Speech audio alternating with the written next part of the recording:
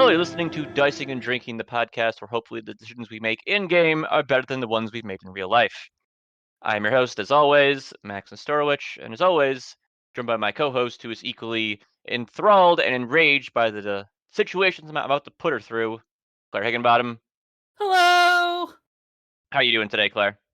I'm good. I am equal parts horrified and excited. Standard Sunday. Standard Sunday. Yeah. We have, as well as Claire, going through our scenario today, we have two guests as well. You may remember him from our last game of Delta Green Convergence, where he went out in a literal blaze of glory. It's Robert. Hi, everybody. Happy to be back. Well, yeah, thank you for coming back. So, good sign of you like what we're doing here. Big fan. Yeah.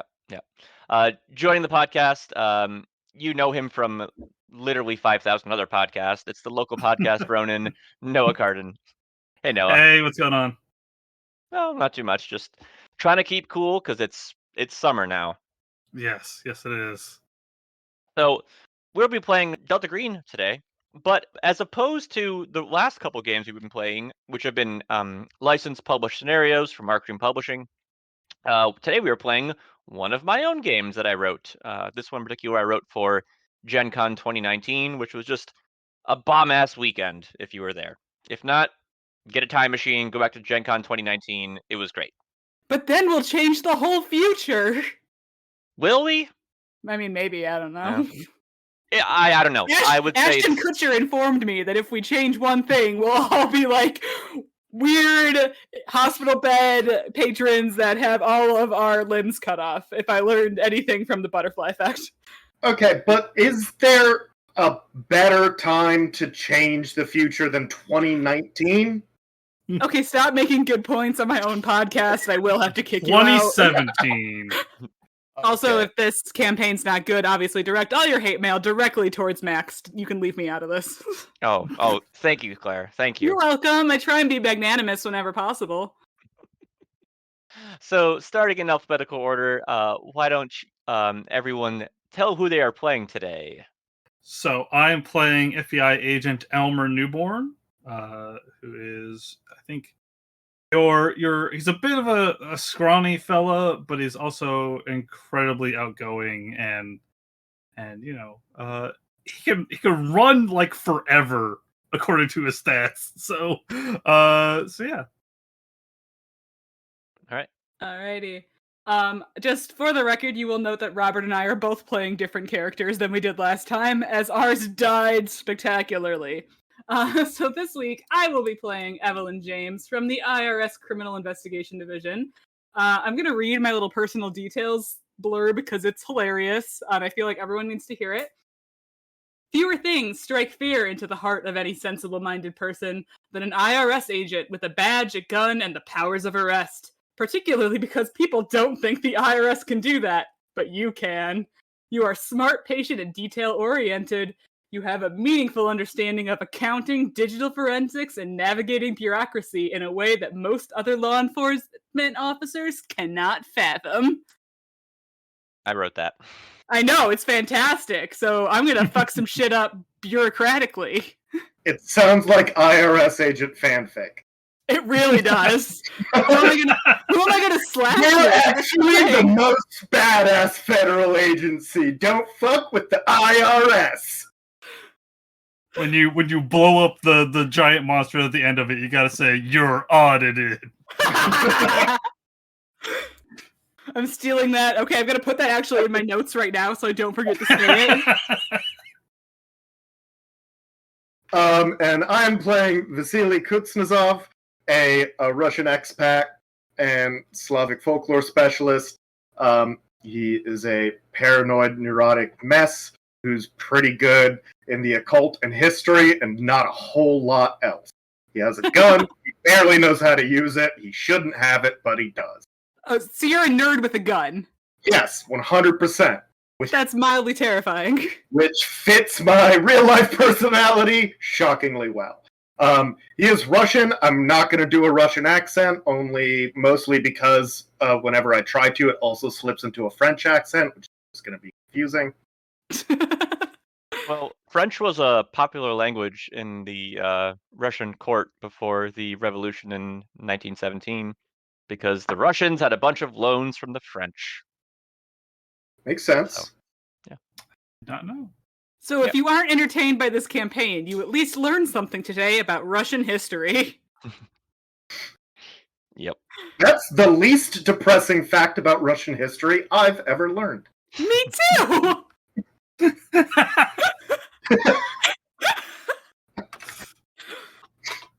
Anyways, so tonight's scenario I'm titling "Old Habits Die Hard." It takes place in August of 2019. So, your working group is being inserted into Brighton Beach, New York, for Operation Mauve Vambrace as FBI agents investigating an incident at the Brighton Slavic market due to an overlap of terms captured by the program's scanning algorithm: Russian, Odessa Mafia, children/young adults, trafficking, New York, region, New England, that warrants program investigation/intervention due to operational history based off of an overlap of these terms.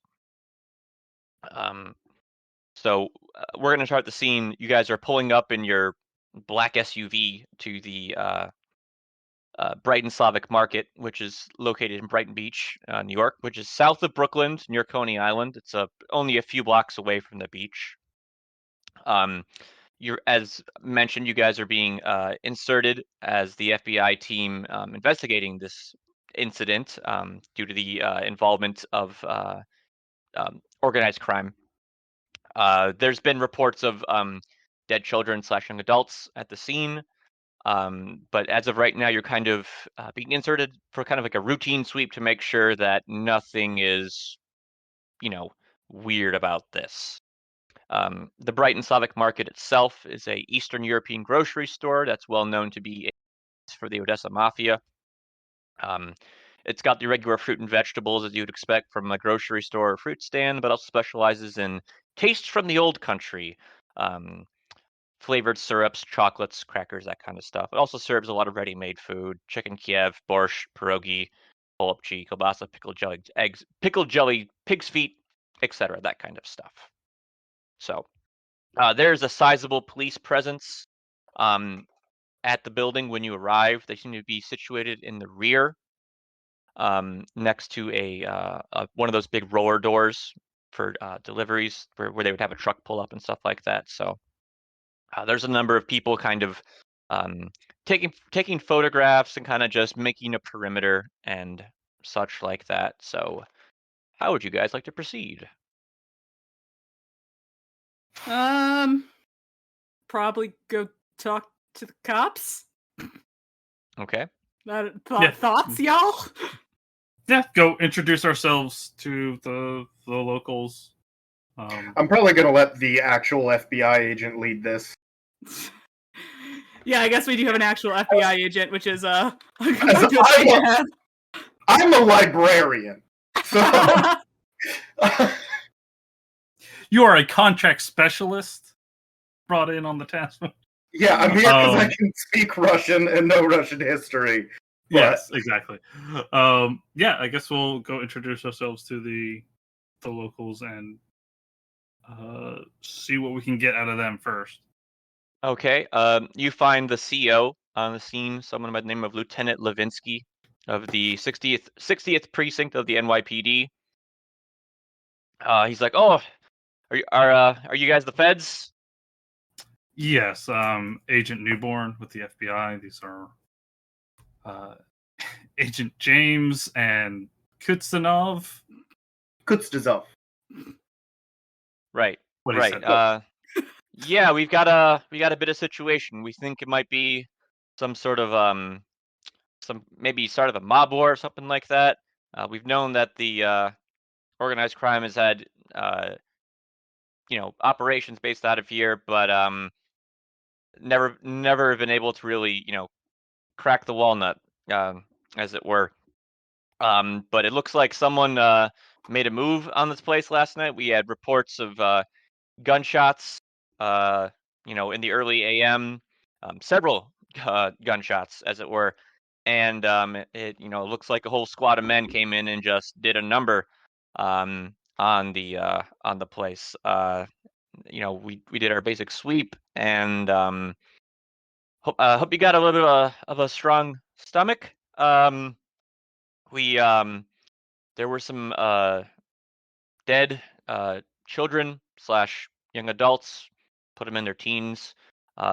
They've been moved to, where did they move? The office of the chief medical examiner up in Manhattan. But we're still kind of casing the scene.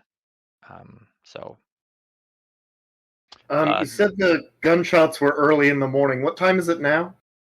we'll say it's about 10 a.m. Okay. What time were the gunshots heard? Calls came in at about 4.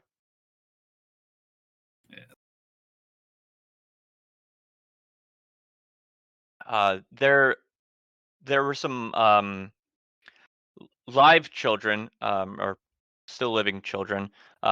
We believe they may have been being trafficked through the area.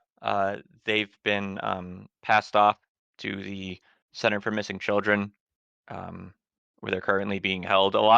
I'm not a psychologist, but I'm told many of them are apparently in shock. They showed signs of malnutrition, apparently. So Right. Do you have the names of the individuals in charge of those children in case we need to get in contact with them?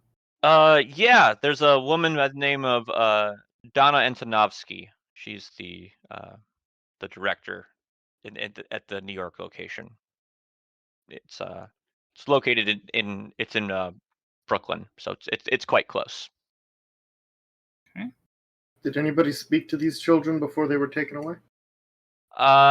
We tried. They apparently didn't speak English. Antonovsky's got a Russian background. Thinking that might be of some assistance, but a lot of the kids seem to be in shock, unresponsive, kind of just looks like they've probably been through a lot. So. And you said that the scene of the murders has already been cleaned up. The bodies have already been removed. The bodies of the children have been removed. Some Do of you have the what was that? Do you have any pictures of the scene before they were removed?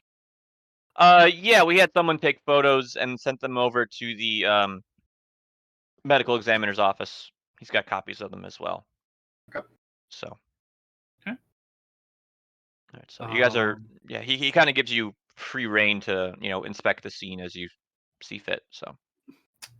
Okay. Yeah, Let's do some scene inspecting. Take a look. All right.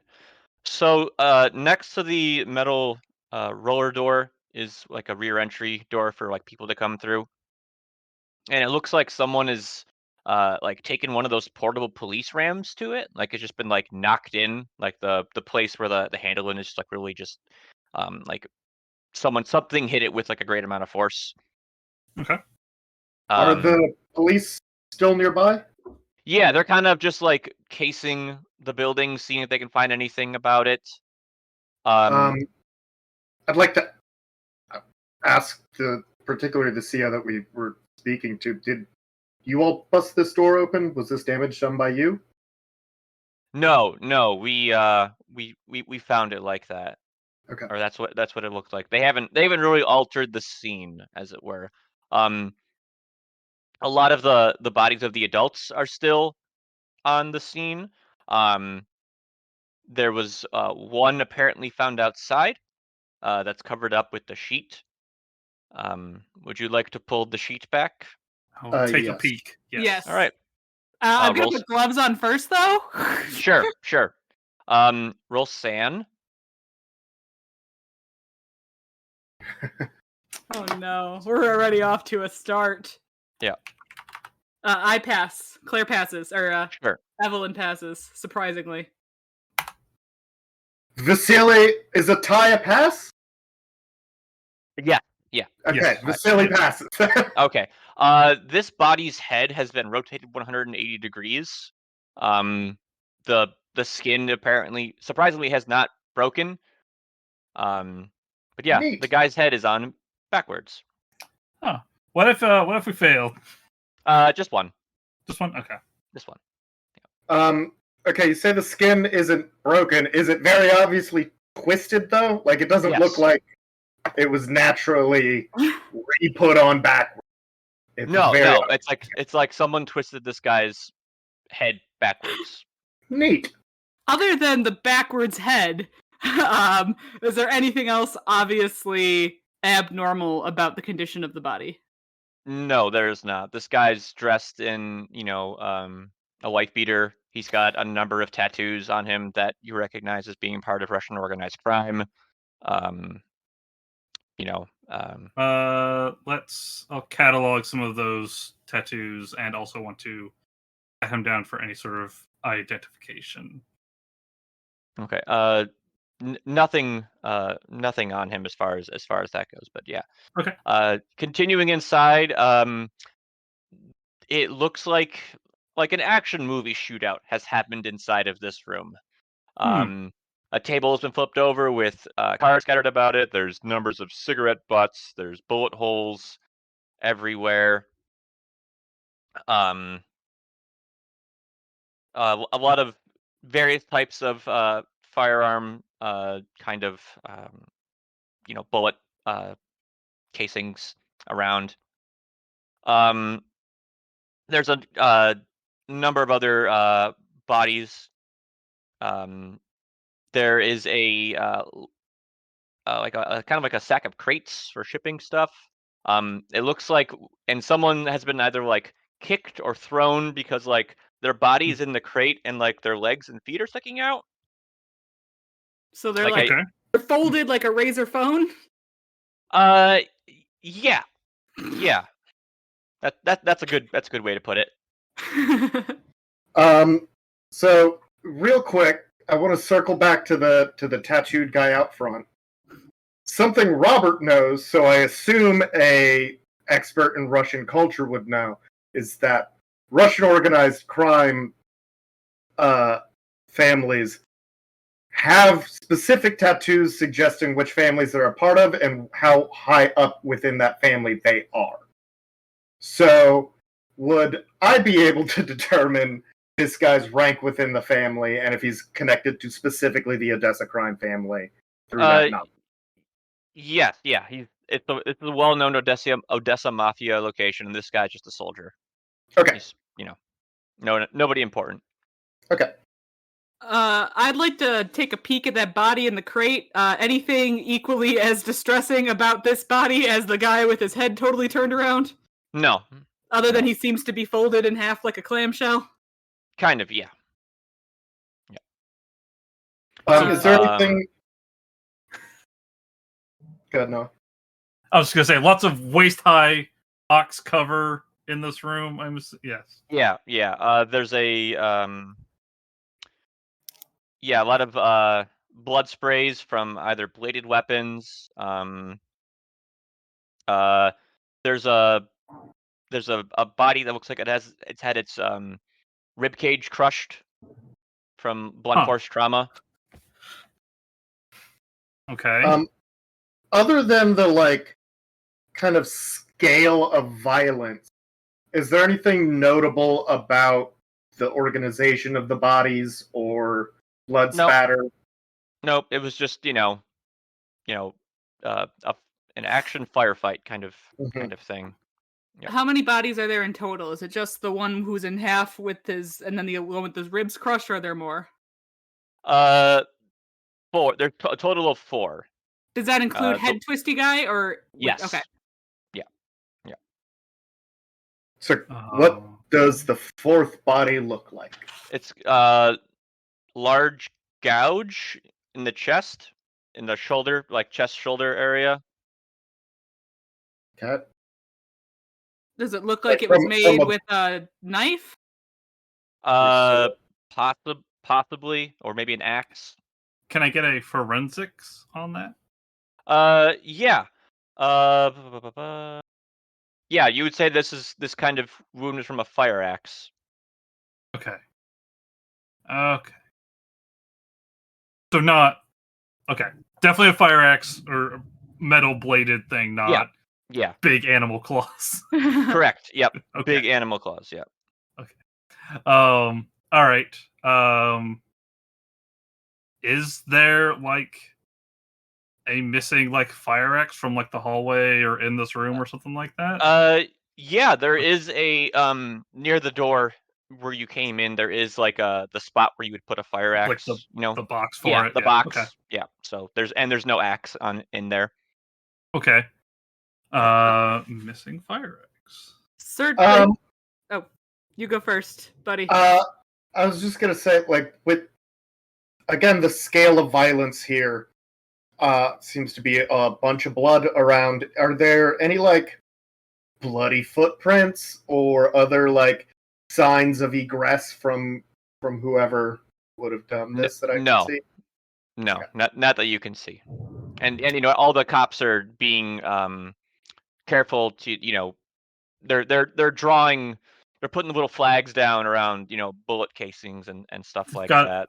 flags and booties on and all that. Yeah. Yeah. So kind of hypothesizing here.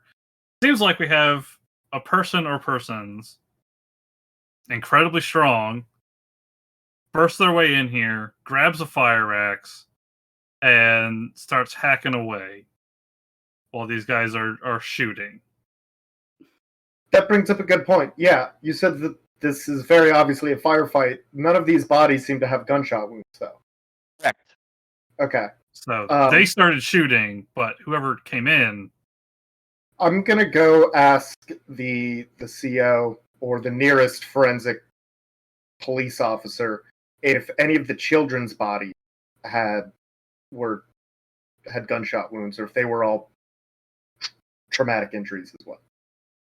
The CEO says no. The children there were no gunshot wounds on the kids from what they saw from their initial. We found some dead kids. Okay. So there is a staircase that leads downstairs from this back warehouse space. One last question then. Do any of these bodies have firearms on them? Or were any collected by the police? Yeah, they collected guns that match the the caliber of the casings that were found around the warehouse. I know the flipped table was mostly had like playing cards and everything on it. As someone who enjoys looking through paperwork, at least in this room, does there seem to be any scattered papers, any kind of like notes that look important? You can roll me a search. I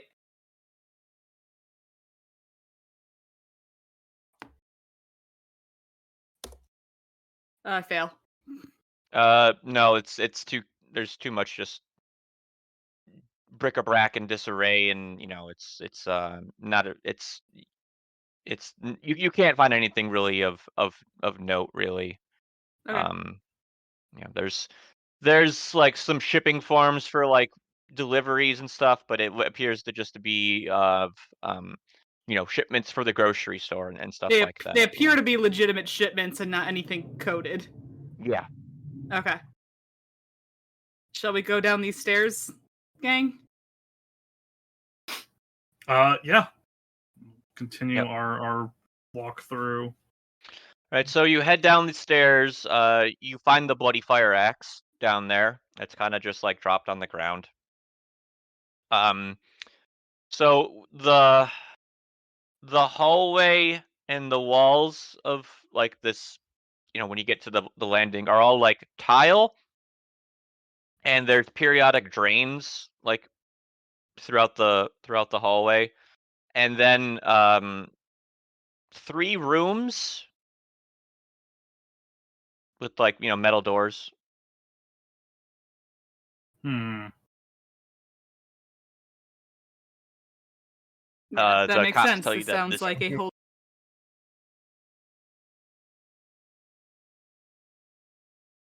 they're facility. open and they Yeah. open for you to go into if should you want. Yeah. Yeah. I mean, I'd like to investigate the rooms. Are we seeing anything of note? And would I come across? Yes. So there's outlines from where the bodies are, but there's no like direct evidence there was Violence. violence. Yes, that's yeah. As opposed to what you've seen upstairs, where it was just like a chaotic John Woo shootout. Like this is like clean. Like there's no evidence of violence happening here.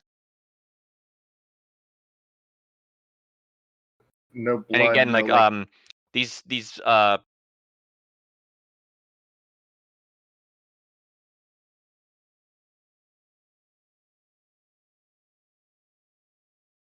these rooms are like a blanket. Okay, and even like inspecting the drains in the center, there doesn't appear to be like bloody residue. No. So this is where the dead kids were. Were the live kids being held down here too, or were the live children Yes, found somewhere else? the live children were found in the same room as the dead children. Oh, and you said there were 3 rooms down here. Were they all in the same room? They were kind of like in pairs. Okay. So if they were paired up in each room, was there one dead kid and one alive kid, or were they kind of randomly dispersed? There was one dead kid in each room. In the room you're currently in now, they apparently did not see a live kid. There was just one child that they saw in this room. Okay.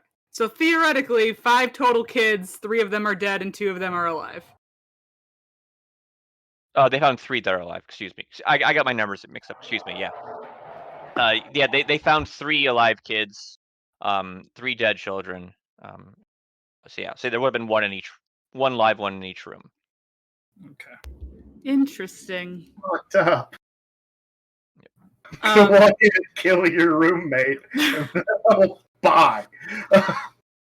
Did the other 2 rooms pretty much look exactly the same? Like nothing really in them, just outlines of where bodies were? Yep. Is there an exit down here? No. No. Roll me alertness. Oh shit. Alertness and search always make me... I failed. I failed miserably. I pass. I pass.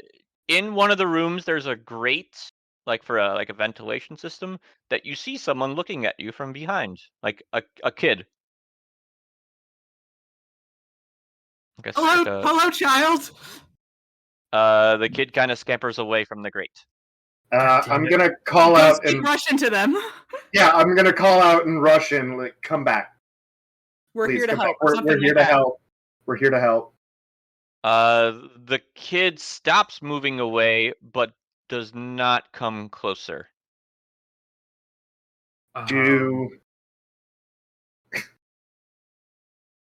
Introduce yourself. Say you're a friend.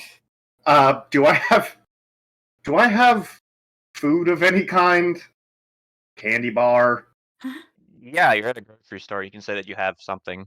Okay, I wanna take out a candy bar because children are like dogs, and say, I'm Vasily. I'm here to help. Roll me persuade plus 20. Okay. We've got a live one here. We need. So I just add 20 to my skill, right? Yeah. Yeah. I still fail wildly. All right. The kid does not come closer. The kid is not enticed by your offering of candy. That's not a real kid then. This is a monster. Or maybe it's a kid who's been trafficked from Eastern Europe. Whatever. Yeah, I just I want to, for a point of clarification, you are trying to bribe a traumatized child with candy. I just want to put out there that this is what you're attempting to do. I would do the same thing, but neither me nor Vasily knows how to handle this situation. yeah. All right, I'm gonna. It's the grate. It's like where is it? It's like on the floor. Like yeah, it's like it's on the wall at the floor, like and it like looking at the grate, like you can see that this child has pulled the grate off, and has crawled inside. So okay. They're not Half-Life sized fence, but they're not that much smaller. You could fit in there if you wanted to. Should. I mean, I feel like chasing the kid would be bad. Maybe you can like hold your FBI badge up to That's the exactly grate. what I was going to get to. Yes, I was going to hold my badge and be like, "I need you to translate for me. Tell them we're with the police and the FBI. We're here to help you. We want you to come with us. We're going to put you someplace safe. Please come out of there. Nothing's going to hurt you here." I relay that in Russian. Okay, the kid comes closer to the grate. So they're not out of the grate, but they're, you're kind of like at face to face. So yeah. So what's your name? The kid introduces herself as Tanya. Okay, Tanya. It's nice to meet you. Now, we need you to help us get the people who did this. We need you to come out of there, okay?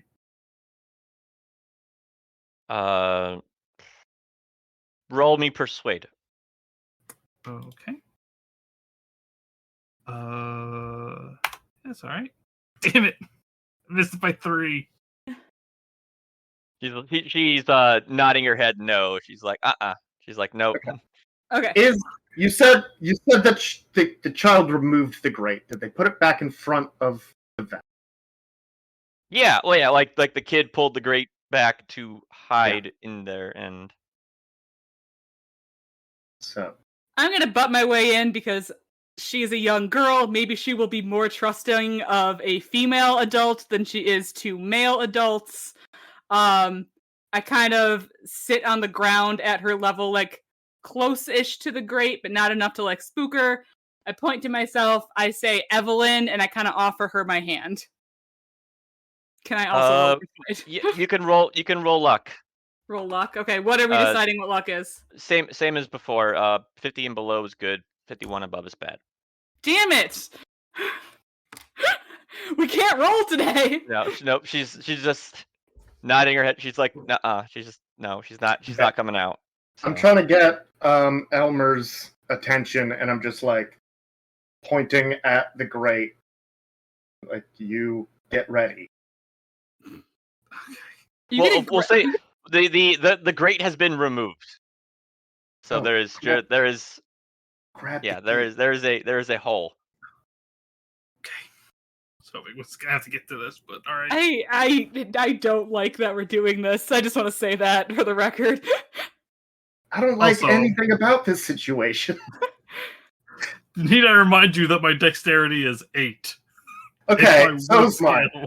Okay, so is mine. Before you do that, I'm gonna look at Tanya again and say, "Hey, you don't have to come out. Just tell me, did you see who did this?" Yes. She insists it was Yate Mikolai, which is the Eastern European equivalent of Santa Claus. Santa Claus did this. She nods her head yes. Yeah. Big beard, red suit. She pantomimes that, there's a beard. Yeah. And then she kind of wiggles her arm like this, like you see on my video, like a chicken wing kind of thing. What do you mean? What do you mean chicken wing? He had one arm. One arm. And do you know why he did this? Have you seen him before? Has he been here before? No. She is. She's not seen him before. And then she'll says he only had one leg. So he only had one arm and one leg? Mm-hmm. How was he walking around, sweetie? She doesn't pay you mind because she can't speak English. Well, Robert, ask him who's walking around. She shrugs her shoulders. She's not sure. Where did he go? He left with Oksana's parts. Her parts? I don't like that. Did you purposely pick a child with the same name as one of my character's children? No. Oh, well, That was just me shooting from the hip, but you can roll sand. Yeah, that's fair. That's very fair. I failed my sand check. Okay, let's do that. Just one. It's a creepy coincidence, but it's a common, I Eastern do want to European make name. sure I saw my Oksana alive when I came here, like before I left to come here. Yeah, roll me another sand check for your paranoia. Yeah. You keep painting yourself into a corner, buddy. I also fail. All right, yeah, you're Oh, no. I passed. Sorry, I passed. Oh, okay. Just the coincidence. Just a coincidence. Excellent. Good to know. Visibly shaken by the name not Oksana and mention of her parts.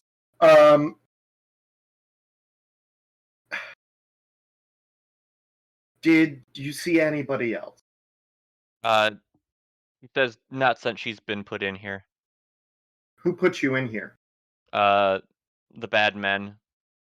The bad men, not Santa Claus? No. Okay. Where are you from? She says that she is from the Dachnia, which is a small town northwest of Odessa in Ukraine. Mm-hmm. Is your family back home? Mm-hmm. Okay. When did they bring you here? A few days ago, she thinks.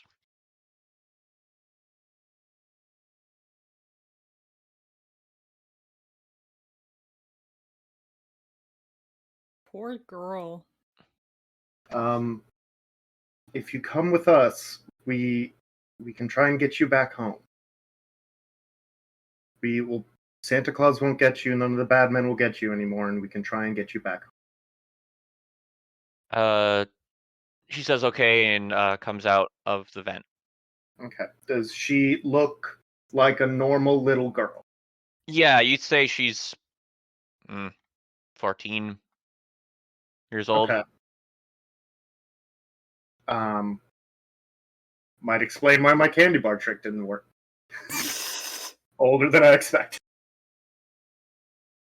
We should probably go escort her up to the police. Yeah. And probably offer to take her to where all the other live children are with Donna and Turovsky at the Center for Missing Children. Yeah. That sounds good.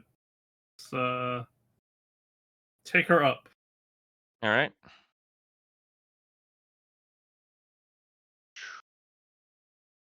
All right. So, yeah, you can quickly pass this kid off. They call up someone from the CMC, and they come in. Donna Antonovsky comes by and picks up the girl and takes her back to the CMC. Okay. Let's go look at the other dead bodies. I mean, which ones? The dead children ones? Yes. Or you want to? Okay. I mean, we looked at all the dead bodies that are here, right? Right. I was just clarifying that that's what you wanted to do. I would like to talk to Donna before she leaves. Yeah. Okay. I would like to ask her about if any of these other children have mentioned Santa Claus or anything like that. No, she says the children that are currently in her care are all pretty non-responsive. I mean, they've only been with her for a couple hours now, so Yeah, it's we should still probably not early attempt to on. traumatize them further. Yeah, none of them has said anything about the ordeal. No, not as of yet. Not, every kid's different. Some might come out of it sooner than later, but it's not something we'd like to rush and like to come back at their own pace. We're just trying to make them feel safe and secure. I would they're all say pretty malnourished. Let's leave them alone. I'm gonna tell Donna, in the interest of not traumatizing them further, not to mention Russian Santa Claus. And also, I'm going to tell her where Tanya came. Thank you. That's very, very helpful. If any of them come to start answering questions, anything like that, give us a call. You can contact me here. I'll give her my Sure thing. information. Oh, there was one other thing I forgot to tell you guys that you found in those rooms. In each room there was a single white apple by where the bodies were. Oh, okay. As Mr. Russian expert, since you know a lot about Russian history, is there any weird connection between Russian Santa Clauses and white apples?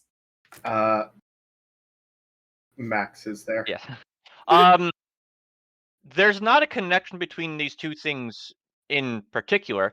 You do know that the white apples, also called ghost apples, are gifts you would give to either widows or children or people that were suffering, and they were supposed to represent God's mercy.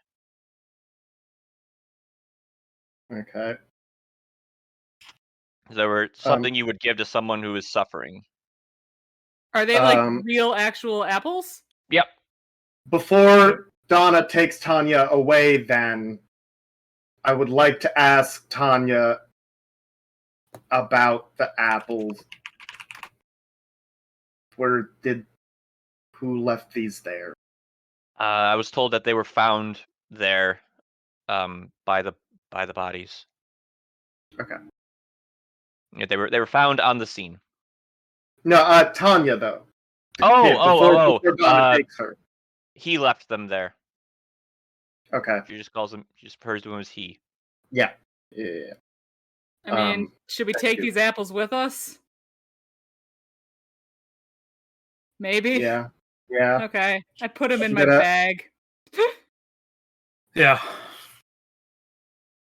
All right. Let me type that into my inventory here. Also, did I see any like computers or anything? No, you did not really see anything. This is a pen and paper operation. All right, and we didn't see anything exciting in the paper. No. Okay. Roll me intelligence. Ooh, that's what I'm good at. Theoretically. Mm-hmm. I say that now, but that means it's gonna go really badly when I roll. Oh, I passed super hardcore. All right, so there's cameras all over this part of town. You have a general idea of when this happened, so you could get access to like local surveillance cameras, traffic cameras, that kind of thing, and maybe get a good look at this guy, possibly. So that would just require time and such. So that's something you could do if you like. Before we leave, I would like to speak to the nearest shop owner, clerk. No one who works here is here. Yeah, right this is now. a full-on crime scene. There are no employees. Okay. Maybe. Well, I wasn't sure. I wasn't sure if any were kept around as witnesses. If they were all just let go. I mean, it is the NYPD. I mean, this happened at 4 a.m. I doubt they were open. Yeah, they were not open. They were not open. So there are okay. So no employees around as witnesses. Yeah. the employees were in the back room drinking vodka and playing poker, and had a bad time. Fair enough. Yep. Okay, let's go. Let's go see these dead kids. All right, so you head down to the NYC office of the chief medical examiner in Manhattan. You flash badge, and you are introduced to a Dr. Charles Graylin, who is the, CME. He's not begun autopsies or anything like that. He asks if any of you have medical expertise and wish to assist him. No. Nope. No, I do not. not even a little bit. All right. You are I have free. some forensics, but that's about it. Is that? I have no medicine, but I have forensics. No, I mean that's Yeah. no. There's a 20 in surgery count, because apparently I have that. Yeah, you could assist him on that. I mean, that's you got enough. Okay. You're gonna be like his extra set of hands should he need them, or his note taker and stuff like that. So you can Okay, sure. you can do that. But it's gonna take some time to go through these 3 bodies. So you guys are free to. I also have a. No, never mind. I thought I was reading the wrong one. I was gonna say I thought I also had 10 in surgery. I do not. I'm worthless. Worthless when it comes to cutting open bodies. Yes, unfortunately. A first aid of 10 in first aid. No. I have a bunch of computer science. Would that help with the note-taking speediness? No, it will not, but it will help with the camera analysis stuff. Oh, yeah. Yeah. I'd like to do that Y'all too. want to go handle that, I guess. Yeah, would this, in the interest of time, make it easier for us to split up, or are we going to get murked if we split up? Can't tell We'll us say that. Yeah, I can't tell you that. I mean, know. I mean, you can do these tasks in parallel, and I'll reveal information. Then you can That's decide what I'm what to do saying. next. So I'll go to wherever, like the other police station, where I can do that, the security camera stuff. Sure. Yeah. Roll me computer use. Is that just computer science? Yes. Yeah. Excuse me. Okay. Yeah. Pass. Okay. All right. Prior to the supposed time of incident, you see a man who's walking with a crutch under one arm, as he is apparently missing his left leg, and apparently missing a right forearm. He's wearing a long jacket. You can't really analyze his gait or make out too many physical features. It's dark and such like that. Face is obscured in a way that seems he's always looking away from the camera. Like, he knows there's cameras, but he's always like turned away from it, so you can't see him. But you can make out that he has like mid-length white hair, and also like a full like white beard, like if Sam Elliott had a beard. And also with a thirst for children's blood, apparently. Yeah, something like that. He's apparently also being followed by a dog, or maybe being led by a dog. It's a mutt. You can't, make out the dog. It's a short hair, well built dog, So pretty muscular. it's a Detroit special. Yeah. Yeah. So you have like his time of approach, and then like following the supposed time of the incident, you can see the man leaving. Sans dog, no dog now. And he's carrying what appears to be some grocery store bags. Oh no. Sure, it's fine. Those are the parts, I'm assuming. Yeah. Then you see him getting onto the subway, the subway at the 6th Avenue Express D line at the Coney Island station, which is like this big, ridiculous, like conch shell, like subway station. It's like a very stylized. Yeah. That's right. It's like the weird one. Yeah. Yeah. That's where he apparently got on and got off, or came into town and then left via the same place. Okay. How long, based on the camera footage, how long was he in the grocery store? Half an hour. So not long.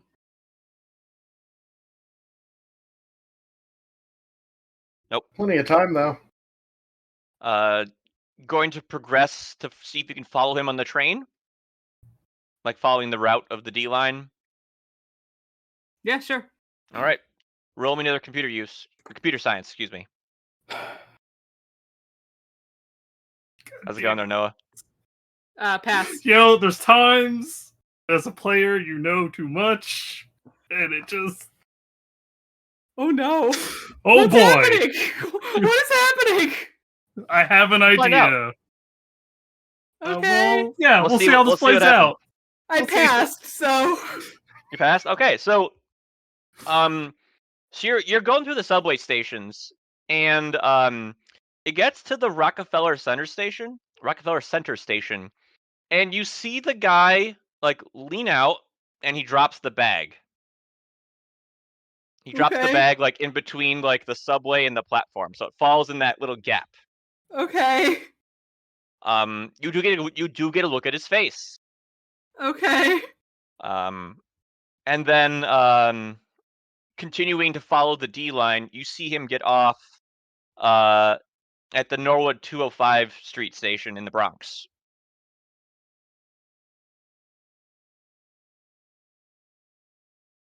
Is there anything of note at that stop? Like, Nope, he gets off and leaves the station, and you lose him from there. But you have his face. okay. Do I have can I able to freeze frame it and print it out? Yeah. Okay. Is there anything notable about his face other than the beard? I mean, he's a guy that appears to be in either his 50s or 60s, late 50s, early 60s. You know. I don't like Noah's reaction to that whole situation. Back at the medical office. Uh-huh. So Noah, you're helping Dr. Graylin with the autopsies, and here's what you find out. There are 3 bodies. All of them have been they've all had different things removed from them. In comparison to what you saw upstairs at the market, where it was just like a flurry of violence, these extractions were done with great finesse and skill. Like someone knew what they were doing and knew what they were after. One boy is missing both of his kidneys, a large thing of skin from his back and his genitals. One girl is missing the entire intestinal tract and liver. And one boy is missing both eyes, tongue, pinky from left hand, ring finger from right hand.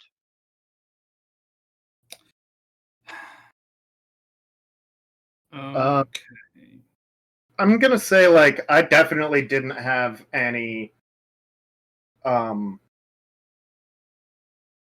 ability to help Evelyn.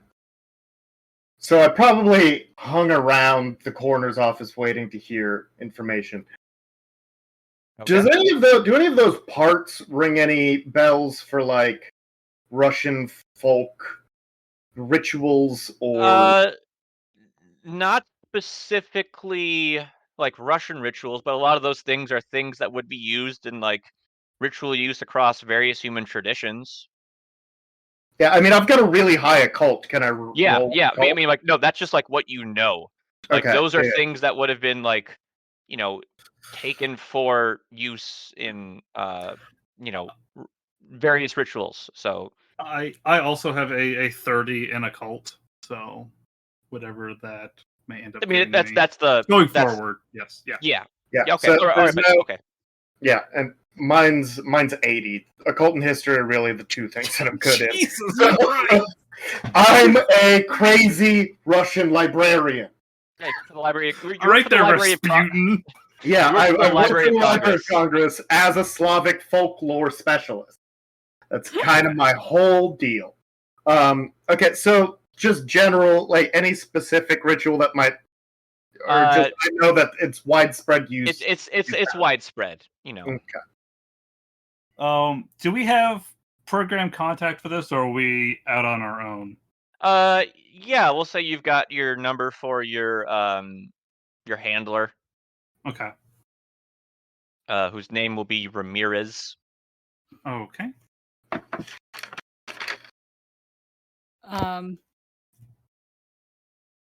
Now that are we all back together now that we did all of our individual parallel tasks, guys? Are we? I reconvened? want to ask the coroner. Has he seen anything We'll like all come back to this the coroner's office. It's fine. recently? No, the coroner has this is something new for them. They haven't seen something like this before. Okay. Yeah, I mean, this is obviously like surgical precision going on here. Yeah, the cuts are all very clean. There's no like hesitations or like mistakes or second attempts. Yeah. Were they alive when the pieces were removed? And if not, No. what was the cause of death then? Cause of death, we'll say suffocation. That's better. All right. If you can get us a toxicology when you can, that'd be appreciated. But Of course. preliminary stuff. Okay. Thank you very much, Doctor. We'll be in touch if we need anything else. Of course. Please, Yes. Hope you find the guy who did this. if Us too. I know chances are very slim. If anybody claims any of these bodies, please contact me. Yeah. I mean, these are all like, trafficked children, so I don't I think know. That's what I said. I know Yeah. I know the chances are low, but if anybody does of any kind, whether it seems suspicious or not, please contact. I mean, I think the next little obvious lead is to see if we could find that bag that's between the subway car and the platform. Mm-hmm. You also you have the guy's face, so you could attempt to see if you could get that ID'd. That would be a Yeah. bureaucracy role to get that done for you. I'm pretty good at Yeah. bureaucracy. Let me give that a go. Okay.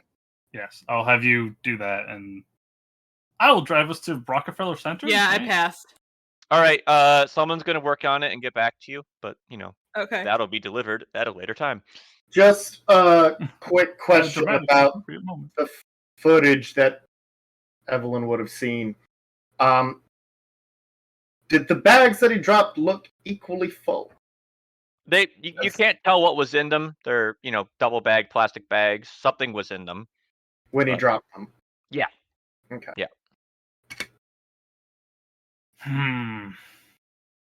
All right. So sitting in New York traffic, trying to get to Rockefeller Center.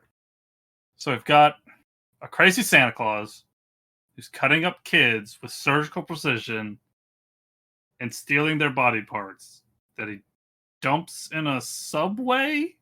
And he's got a pet dog. But then the dog disappears, so we don't know where the dog's at either. The dog disappeared. Well, the dog wasn't there on the exit footage. Correct. Dog was not there on the exit footage. Which seems suspicious. Do we have like the police officer's contact info, like the CO? Sure. Yeah. Yep. Lieutenant Levinsky. Yes, Lieutenant Levinsky. I'm going to give Lieutenant Levinsky a call real quick and be like, hey, if y'all find a dog in there, or if y'all see a dog matching this description, like, Or parts of one. or parts of one. They did not find or they didn't see a dog or have reports of a dog. Roll luck, Noah. Okay. Rolling low for good. Yep. Nope. Nope. Did not see. Yeah. No reports or findings of any dog at the scene. Okay. All right.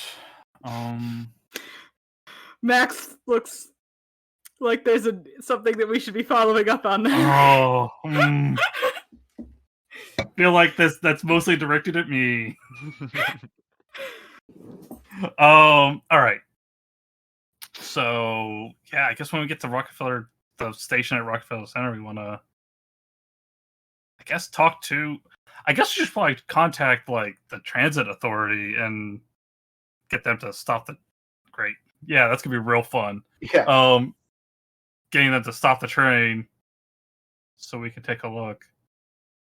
I mean, I'm gonna just look between trains, like as one departs, see if there's a messy bag around. Yeah. Let's. While We'll the call them FBI to agent, spot something. yeah. Okay. You do not see a bag. You do see like a smear or a stain on the ground. Hard to make out exactly what it is. There is a utility access panel not far away from where this smear is. God. I just remember we're in New York City. God damn it. All right. A utility access panel. Like Yeah. Like there's an access tunnel so you can get like below where the tracks are, and then like it pops up like there. If you need to do like work on the line, or if there's something obstructing on the panel, so you don't have to like actually like get off of the platform, or because the platform is pretty high up from like the ground, so it's you instead of climbing up, you go down, and then there's like a staircase and you pop up. So that's something you would have to talk to the MTA to kind of like get into there. Well, I guess we kind of have to go to MTA and flash our badges and say we got to get in there, huh? Okay. Yeah. You do so, and there's the side access utility thing where they let you go in, so you're free to go explore down there. Yeah, see if I can make my way towards the access panel where that smear was. Okay. Let's see. You pop up there. You could easily like based off of what Agent James saw from the footage, you could easily reach your hand out and grab where the bag would have been.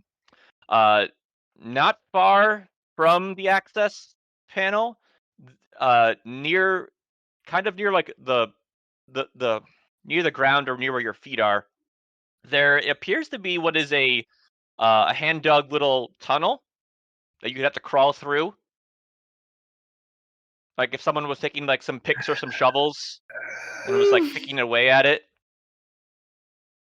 It's about the width of a body, maybe a little more. Not so not we wide can enough. crawl through it. You could crawl through it. You couldn't do side by side, but you could easily like crawl through it. It's probably 1.5 feet, 2 feet. It looks like. You could go on like your hands and knees, but you wouldn't have to like flat on your belly to like shimmy I through. was gonna say you don't have to that. do the bishop special and like shoulder crawl through. Yeah. No. Shining my light down it. Can I see the end of it? It kind of makes a turn, so no. I'm the smallest, so I'll crawl through first with my gun drawn. Okay. I will follow the brave IRS agent. All right. With also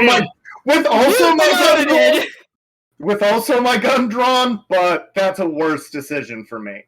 Yeah, no, Right, don't draw your gun. You're an anxious person. Okay, sorry. I was just gonna say I have a resounding 20 in firearms. So Oh, good. it'll be fine.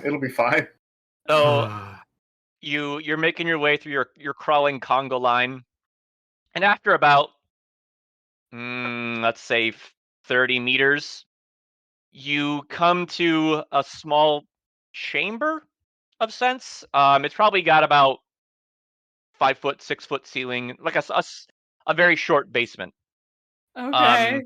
It's not much bigger than a bathroom would be. In the center of this underground bathroom chamber, there's a hole or a pit of some kind, and it just goes straight down. How deep? Your flashlight cannot illuminate the bottom of the pit. The flashlights only go like 50 feet, 60 feet. That's a very deep pit, handler. Even with my tactical light, does my tactical light get any farther down there? No, that just means it's like. I mean, you could try Okay. dropping something down to see if you can figure out how deep it is. Yeah. I'll drop a quarter. I mean, a quarter's probably not gonna be loud enough. Drop one of the apples. Why I'll not? drop one of the apples down there. Brought the apples with you? Yeah, they're in my backpack. If there's somebody down there, they probably need the suffering apple. All right. You drop an apple down. Roll alertness to see if you can hear it fall or hear it. Okay. All of us? Yeah, all of you. Oh yeah, big time. Yeah, I have a ooh. critical pass. Okay. Critical success. Great. It's after like 4 seconds, which means it's fairly deep. Agent James, you hear also coming from shortly after you drop the apple and hear the sploosh of it. You hear some scratching on stone coming from inside the pit. Why? Why do we hear that? What are you doing? You hear some scratching coming from the pit. Yell down there. Hello? You hear the rate of the scratching like increase. Oh God! Is it Mega Rat? Is it Rat King? Does it sound like it is ascending the pit? Yeah. Oh fuck! No! Oh, okay, that's less good than just. What else is in this chamber? Is it just a bare-ass chamber? It's just a bare-ass stone underground chamber. Okay, I back up. I'm gonna back up to have my back against the wall of the chamber, and I'm going to train my gun on the opening of the pit. I'm gonna shout in Russian, "Stop! Don't come any closer!" And also, very waveringly, aim my gun down the pit. Does it stop? No, you still hear the scratching coming. What are you doing there, Agent? What are you doing, Agent Newborn? I am also rendering my firearm. I fire blindly down the pit. Okay. I'm a nervous wreck. No, I want to see what it is. Well, so you're flying. You see Kuznetsov like randomly just firing down into the pit, and from the muzzle flash of his little revolver that he has, I think that's what you have, or whatever gun you have, you do see something climbing up the side of the pit, like very, very quickly. Like it's kind of like it's rough. Oh, sorry. Can I train my flashlight on it now that it's not in the pit anymore? Cool. Yeah, you can also roll sand. All 3 of you. Lovely. Yeah, lovely.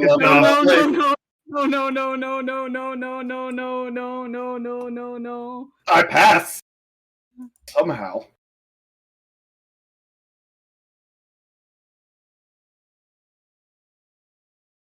I pass. I do not pass. Oh, great. Okay. You see a humanoid-like figure with humanoid-like is yeah. Let me finish describing it. With like sharp claw-like hands. It appears to have like cloven feet, and a head that can only be described as canine-like. It's got like kind of like an elongated snout. If you pass that sand roll, take 0. If you failed that sand roll, take 4. Oh. Because Shit. it is climbing very quickly up the side of this Is Uh, this hit. something I would recognize from Slavic folklore? No, but you remember hearing something about this with your unnatural score about some, underground clovenfoot dog-like dwellers that go yip yip yip and dig through stone and such like that. They also eat people. Oh, so we should fucking kill it. Do I recognize the dog-like head as the dog that was with Santa Claus? No, this is Making more of just sure. like this is more of like the features I can only really describe as canine like, as opposed to being like it's a dog head. So it's got like tough. It's weird. Like the skin of it kind of looks like a bad monster suit. Like it's very very rubbery looking, like in the way that it moves. But there's like 0% body fat on this. You just see like taut muscle beneath like leathery skin and such like that. It's bounding up the side of this cliff very quickly. So I'd Try like to shooting it if shoot it. I'd like to try and shoot it, please. all right. Did I land a wild hit?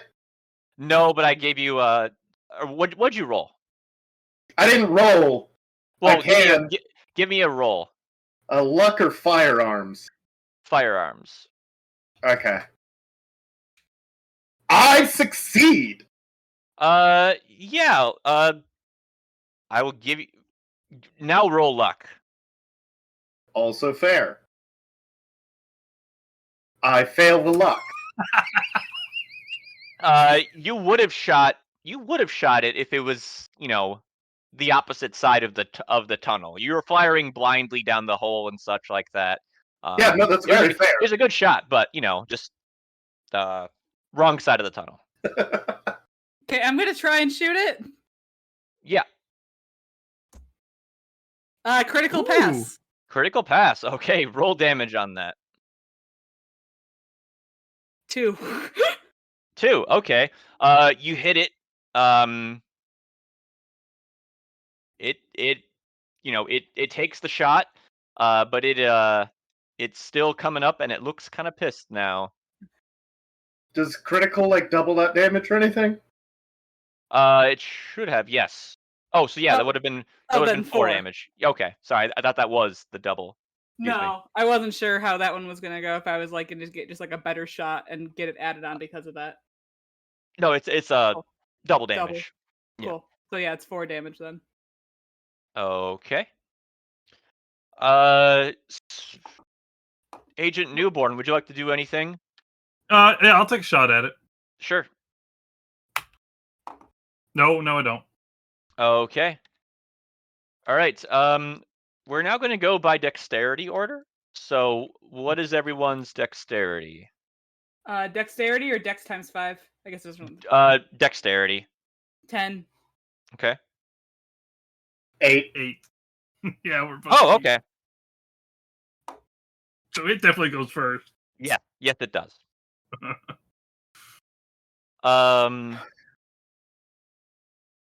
Okay, so it's about probably still 20, 30 feet from the top.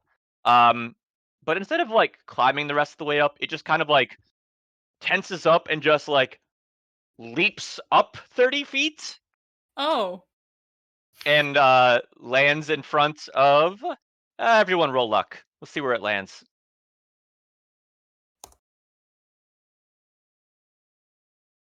Okay.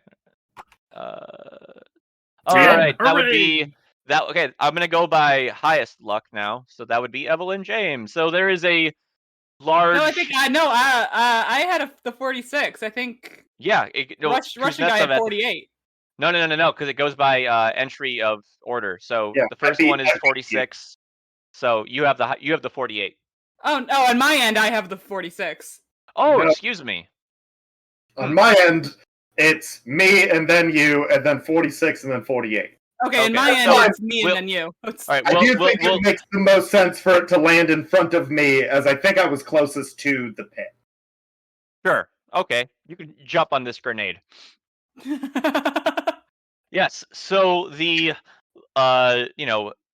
bony clawed ghoul leaps and lands in front of you, and now it will try to attack you. It hits you for 3 points of damage. Okay. All right. Up next, we have Agent James. Is this thing moving around or is it sitting pretty still? I mean, it's in melee combat with Kuztnesov, so it's at close range, so all your firearms get plus 20 to hit. Okay. You just saw it like take some claws and just slash him across Yeah. the chest. So if Oh. I get the plus 20 for close combat and do a called shot, is that just basically a flat 50 then? Because that's plus 20 minus 20? Yes. Oh, also, Agent Kuznetsov, please roll sand because you just got attacked by some supernatural horror. I was actually going to ask that. Yeah, I managed to pass. You're fine. It's fine. I'm shockingly cool under pressure, which is out of character for me. Yep. I'm gonna attempt a headshot. All right. And I pass. Okay, so you shoot. Roll damage. Is it a bonus because I got a headshot? I mean, how does anatomy work for stuff like this? Who knows? Yes, it does. Oh, I mean, I guess. Oh, wow. Well, I basically did the best roll I could possible there. Yeah, you leverage your pistol and fire and put a bullet smacks it in the side of the head. It looks at you very angrily. Oh no! So headshots do not work against this dog creature. It's like there's like some blackish blood like coming out of its head at you. It just looks very pissed because it is still alive. Okay. Agent Newborn. Yeah. Let me take a shot. 49 under 50. All right. I hit. Roll that damage. And FBI standard sidearm is a 10mm auto, so that is D12. 12. All right. Okay, it is. This thing looks. You hit it square in the chest. It looks very worse for wear. That's a good thing. Yes. Agent Kuznetsov, it is your turn. I'm gonna get the fuck away from this thing. All right, you start, retracting, or yeah, I'm gonna back the hell up. I suppose I'll take a shot at it while I do so. I very much succeed. A 1, is that a critical success? It's a critical success, yes. Wonderful. So I'm gonna roll. I get double damage. So I do 20 damage to it. You blast that thing like square between the eyes, and it falls back down into the pit. No! Can I try and grab the body before it falls? Oh. You might fall. You don't have much dexterity. Or strength, if we're being completely honest. I have a lot of con. True. I mean, if I feel like I can do so without tumbling in, I'm going to. I mean, you said you backed away, so yeah, that's fair enough. You're outside of, you could try to dive for it if you'd like. The look on Max's face says, "Don't do that." Less the look on Max's face and more the Vasily is not the man to go diving after a monster. So after a couple seconds, you hear a large, like it fell and hit the bottom of the pit. Now that we have time to not get murdered, is there anything else of note in this room that we might have missed before we got attacked? No, we are getting out of here. Okay. All right. So you guys head back into that little tunnel? I guess so. Take them into the tunnel. All right, roll alertness. Fuck! I succeed. You hear a lot of scratching. Oh no! Oh no! From the Keep on- pit? Yeah, coming from behind you. Oh yeah, I getting the fail. fuck out. I'm getting Alright, the Get the fuck fuck out. out. All right, so you make it back to the platform, where you went in, and the MTA guy sees that Agent Kuznetsov's got like big gash wounds in his chest. He's like, "Oh my god, what happened?" Rat King. I tripped. Oh right? yeah. I tripped and fell, and the rat attacked me. Is there anything we could do to like stop this hole closed? I was about to ask, the size of that thing, does it look like it can get out of this hole? Oh yeah, yeah. It's you smaller believe than that- us, so yeah. Yeah, I mean it's about the size of a person. It's just very very wiry. So you believe that thing dug that hole that you just crawled through. So I mean, yeah, you could do something with it, with that hole, when there's not a bunch of ghouls chasing you out of a hole. Yeah, I'd rather just get the fuck out. This hole can fuck itself. I'm gonna tell the MTA agent, close that hole. And I'm fuck gonna off. tell him to get the fuck out! Oh, what are you talking about? And they're like, okay. So,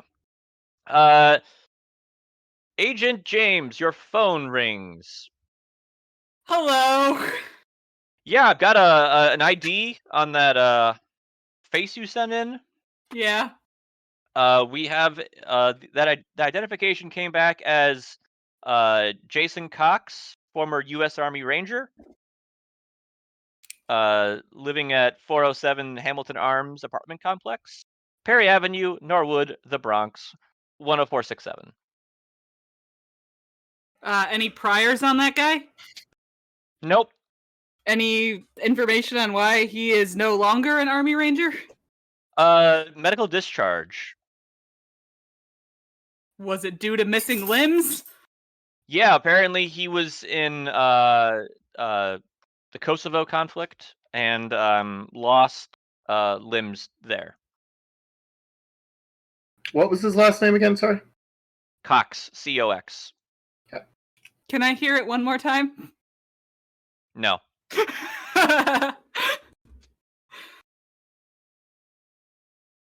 Well, we just had a fun little side firefight. We should probably go check this dude out, I guess. Yeah, we should probably also patch up Vasily here. Yes, please. I'm in pain. Yeah, I don't have much first aid. Do you? Neither do I. I think we all have it at base. So, I got medicine at 20 though. I can give you some good painkillers. So, do I have any like notable wound that I should? fill out Yeah, I all mean, this? you got slashed across the chest by something with big claws. Like, imagine a big cat scratched you. Okay, but as a outside of being Vasily, as the person playing Vasily, should I put anything in this wounds and ailments box? No, not for the purpose of this. Should we stop at the CVS that I'm sure exists outside of this subway station and throw some hydrogen peroxide at you? Not a bad idea. I mean, that thing's been crawling around in, the underbelly of New York, so who knows? Yeah, well, let's do that. We've also been crawling through holes under the subway, so Yeah, that's a good idea. Yeah. All right, so you know the perpetrator, or Santa Claus. You know who he is. You know where he lives. He's is apparently former U.S. Army Ranger. What's your next Did we move? stop at the CVS and or other drugstore, Dwayne Reed, and patch up our buddy here? Mhm. Yeah, someone can roll first aid to see if you heal any HP back. Can we both try? Because we're both really bad at first aid. No. I got a 13, so no.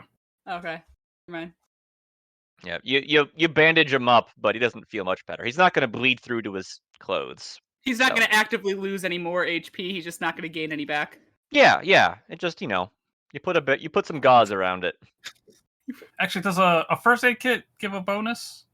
Yeah, it actually does. Gives you like +10. So yeah, you actually do Okay. heal a little So I bit. will pay. Yeah. Get 2 back, Robert. Oh, lovely. Thank you very much. Much appreciated. Okay. So, what's the next plan of attack for this operation? I Go guess we visit gotta. fucking Santa Claus. Yeah, let's go see Santa. Okay. Do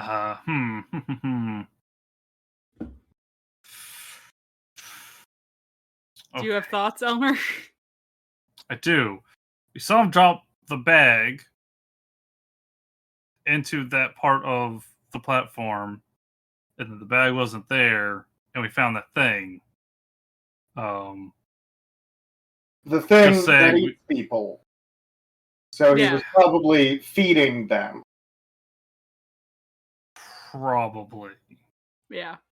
I should have And mentioned this that. guy- I mean, I forgot to mention when you guys were in that room, and someone did ask what else is in there. There was the ripped remnants of a bag in there. Okay.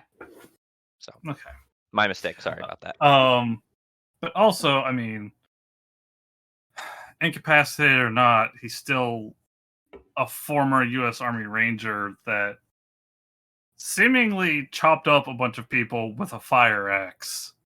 You want to be extremely careful and maybe have some backup on this.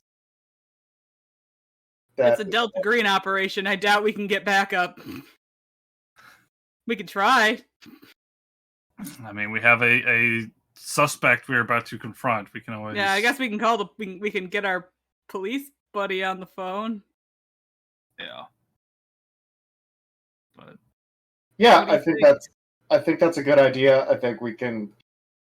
That doesn't seem out of the realm of something an FBI agent would ask a local police department to do. yeah. Okay. Right, so yeah, I'll give Lieutenant Levinsky a call saying, hey, we have a line on our prime suspect. We may need potential backup considering what we saw at the crime scene, and tell them to meet us. I guess at the address. Okay. He puts a call in to the 48th precinct up in the Bronx, and they give you a small police detachment to accompany you to the location should you want them. Mm-hmm. Yeah. We'll have them. I guess I'm assuming it's an apartment building. Yes. Okay. We'll have them wait in the hall when we go knock on the door, I guess. Yeah, there are two officers. Okay. Sure. Also going to put on my bulletproof vest. Sounds good. I'll put on my Kevlar vest. Yes.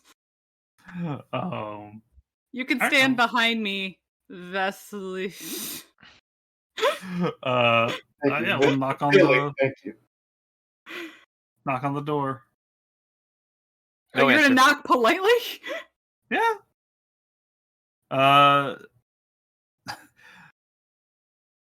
FBI, please answer the door.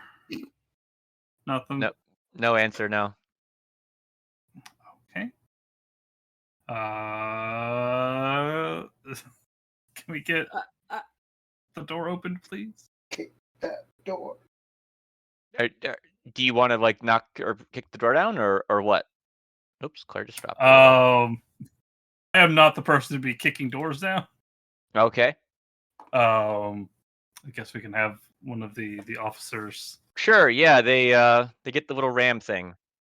Okay. And the door is open. Or actually, no, the door's not even locked. Okay.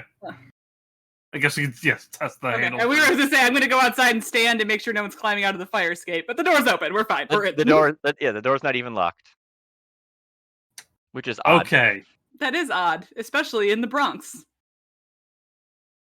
Hold on.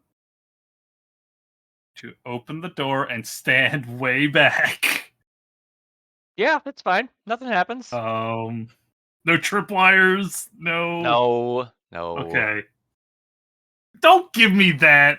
Yeah, as if it's As if an unhinged ex-army ranger wouldn't have booby-trapped his home. Seems reasonable. He dismembered children. Having a tripwire is not the most ridiculous thing. I don't know who you're being aggro at right now. I agreed. Just generally speaking. All right. We will cautiously enter the domicile, and Okay, yeah, it's a fairly sparse apartment. It's small. Wooden floors. Looking down the hallway, it's 2-bedroom, 1-bath. Small kitchen. Furniture in the house looks kind of dated, well used. Nothing earlier than 20 years old at this point. A lot of like 90s kind of stuff, but you can tell from the style. Pretty clean space. I mean, it looks like just like a modest apartment for a disabled vet. On the table in like the kitchen is an envelope with the green triangle on it. Oh no! Damn it. I'd like to open the envelope, please. To whom it may concern. Have fun tossing my apartment like I know you will. You won't find anything, but I know that won't stop you from trying. If you want to talk, go to the Bronx Zoo African Plains exhibit, check under the bench by the wild dogs enclosure. P.S. Please stay out of my medicine cabinet. A man is entitled to his privacy. No, he's not. Well, that might be what's booby-trapped. Be careful opening that up. I don't like this. I don't like this at all. Hey. Well, I hate to say it. Is there a but I'm kind of computer in the inclined to believe apartment? him. There is, yeah. I would like to computer the computer. Okay, Noah, what were you saying? I'm just saying, as much as I hate to admit it, I'm kind of inclined to believe him. I don't know how much we're really gonna find here. Yeah, but my character motivation is get to the computer first. So, Okay, in virtue yes, of who my character is, if there's a computer, I Sure. have to computer it. Sure. Is there any, like, pet supplies in here? Yeah, there's like a big bowl for dog food and stuff like that. It's Okay, empty currently. I can't not open the medicine cabinet. Is the problem. I'm gonna go into the bathroom where I Okay. assume this medicine cabinet is. Yeah. Before I go swinging anything open, I'm going to examine the bathroom in general, but specifically the sides of the medicine cabinet to see if there appears to be a trap. All right, roll search. What is my search? It's not great, but it's not the worst. I fail miserably. Fine, nothing. What would I need to roll to dramatically appear and grab his hand before he starts to open the medicine cabinet? I'm gonna call out to Elmer. Hey, You do not detect anything wrong with the mirror. That's what Yeah. your roll gives you. Yeah, I'm aware, but regardless, I'm gonna call out to Elmer and be like, "Hey, come keep an eye on me. I'm gonna open this medicine cabinet." No, you're not. I You're gonna am, come back out. though, but I am, and I do. Agent Newborn rolled dex to stop him from opening the Fuck. medicine cabinet. All right. No, I do not make that. You didn't fumble, did you? No, I just Okay, good. missed. All right, so Agent James, you are working on the computer. Then you hear a bang. Then you start to hear screaming coming from Agent Kuztnesov as the mirror on the medicine cabinet explodes, throwing glass into his face. Fair. Take 3 points of Okay. damage, Agent Kuztnesov. Yep. Before you get a face full of glass, as you open it, and before you get injured, you see just written on the inside, "Told you so." We all told you so, Agent Kuztnesov.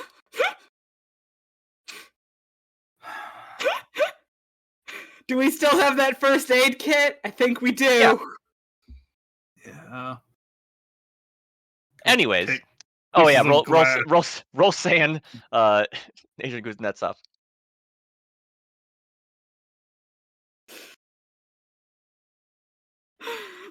Succeeding on my Sam. Okay. Pass flying colors.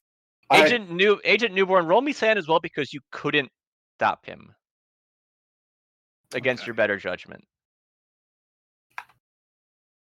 God, my sand rolls are just awful this today. Just 1 to helplessness. Okay. You weren't quick enough. If only you'd have been quicker, you could have stopped him from Yeah. getting a face full of glass. I've had someone die from this. Oh God. Yeah, I'll Yeah, tell that that sounds story. right. I'll tell that story at the end. Okay. So yes, looking at the computer, he's been looking at shipping information for like cargo ships. Like you can track where boats are, you know, at a given point on their voyage if you know the names and such. Knowing what I know about what we have experienced so far, can I reasonably draw the conclusion that the shipping containers he's tracking are the ones that contain trafficked children? No, because the one that he's looking at just arrived today. Okay. Like how recently today?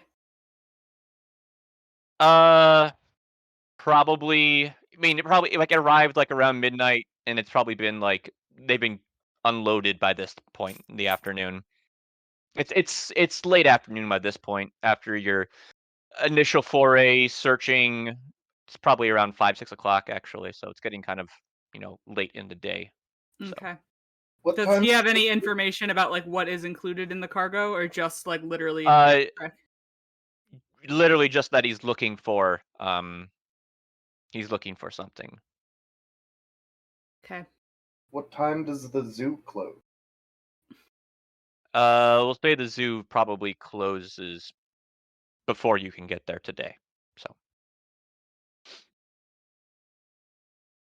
I mean, we can make it not close. Yeah. Yeah, we're the feds. Yeah, if you want to go like during like you will not be able to get there during like normal business hours. Right. He gave us a time, right? He just told you where to go and where to like if you want to talk, go to this spot at the zoo. And look, he said to look under the bench. Yeah. So there's a dead drop there. Yeah. So I mean, I'd like to call the zoo and ask to speak to the manager and tell them that the feds are coming by. We need access to the zoo for a short period of time post closing. They're like, oh yes, of course. And I was mistaken on my timetable for the ship arriving. The ship arrived 2 days ago. Okay. But has yet to be like unloaded. Or like, the ship arrived 2 days ago. The crates have been taken off the boat, but they haven't been dispersed. Was there like an ID number for the shipping container? Like they all have like little ID numbers on them? Do we have that ID number? Not from the computer, but you haven't looked at the rest of the apartment yet. Okay. All right. I'm busy nursing my face full of glass. I'm probably not all that good for helping search anything more. Yeah, the police are like, what is going on? Don't open any mirrors. Well, so I think we should leave for the zoo. I'd like to instruct the police officers to search the apartment thoroughly and report back to us with any information they find. And they're like, all right, can do. Be careful opening any cabinets. Yes, we point to our colleague here and say, use caution, wear a face shield if possible. Yep. You do know from the excuse me. You do know from his computer searches and tracking that the boat that he was tracking arrived at the Red Hook container terminal.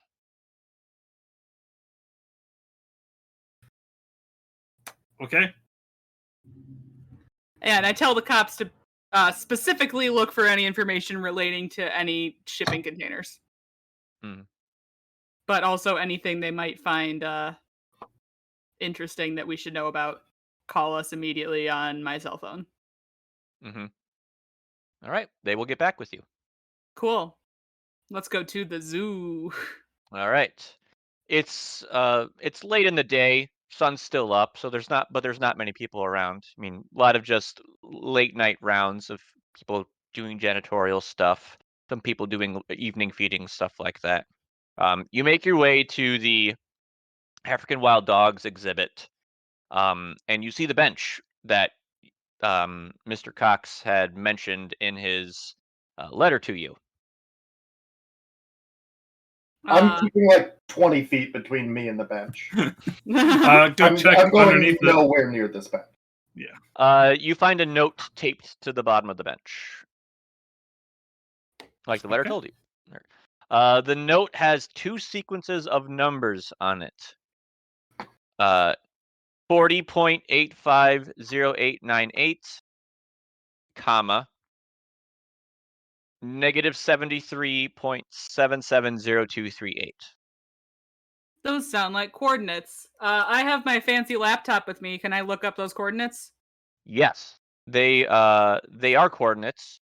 The coordinates point to Hart Island, small island off the coast of Manhattan.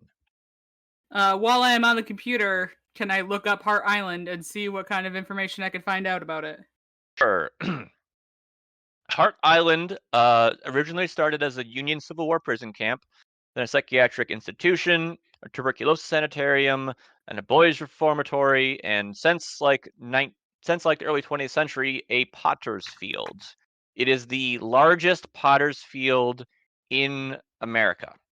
I open a new tab to Google what a potter's field is. It's where they bury people who don't have money for funerals. Okay. Like the homeless or no one who has, claimed the body or stuff like that. They apparently also dispose of medical waste on the island, as far as like, where do you put amputated limbs after they've been amputated?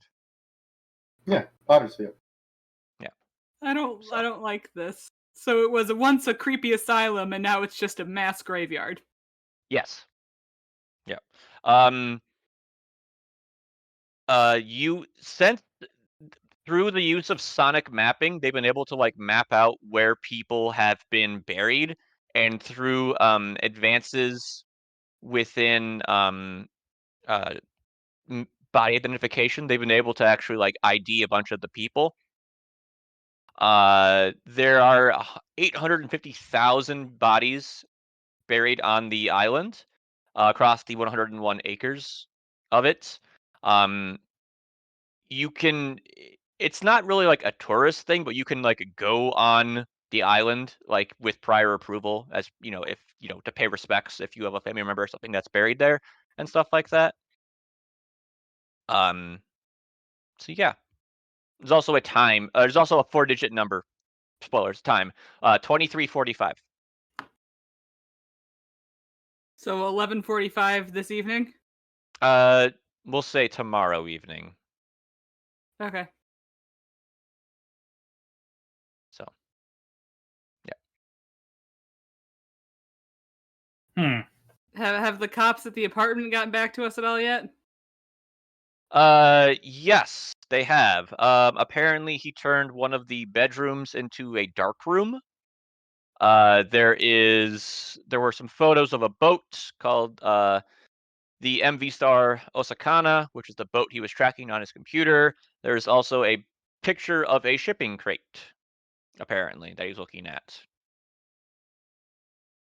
The number on the crate is KL53226.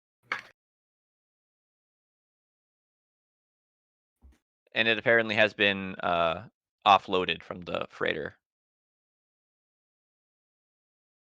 What was that number again? KL5? 3226. That is a phone number. What about a phone number? KL5 3226 is a phone number.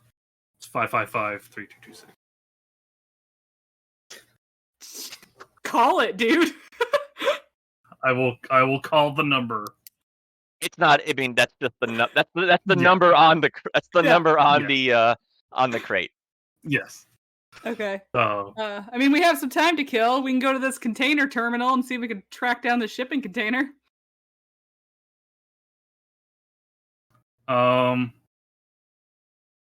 Yeah, we can also put Port Authority on it. It's like human trafficking, something along those lines. Yeah, I mean, make the call. I mean, we can go take a look. We've been running like a solid day now at this point, I would imagine. Yeah. Yeah, you're pretty beat. So Okay. Then okay. You know, yeah, some call people Port- have been mauled pretty and fucked up, exploded. so- Yeah. I'd like to do what Elmer says and call the Port Authority and have them look into the shipping container. all right. Yeah. The Port Authority said they will investigate this container for contraband. Can I escalate the situation and have them investigate sooner if I say that it is potential human trafficking? Yeah, they will give they will give the crate a thorough search. Thank you, and call me with what you find, regardless of what it is. Okay. Okay. They will do that. Okay. So you guys are turning in for the night? I would like to, yes. Yeah. Yes. All right. Agent James, roll luck. Oh no. Oh no, no.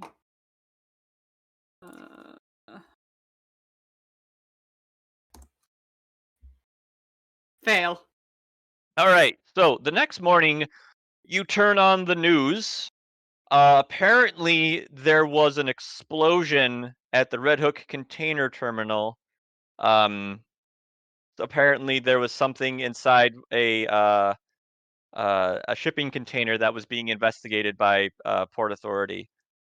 So roll San.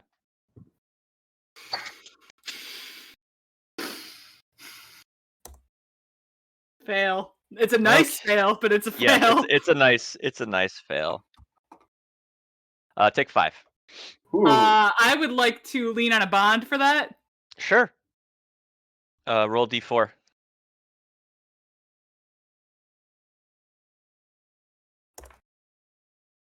All right, you only lose 3. Lose 2 willpower. Who's gonna take the brunt of this? My parents. Sorry, guys. Yeah.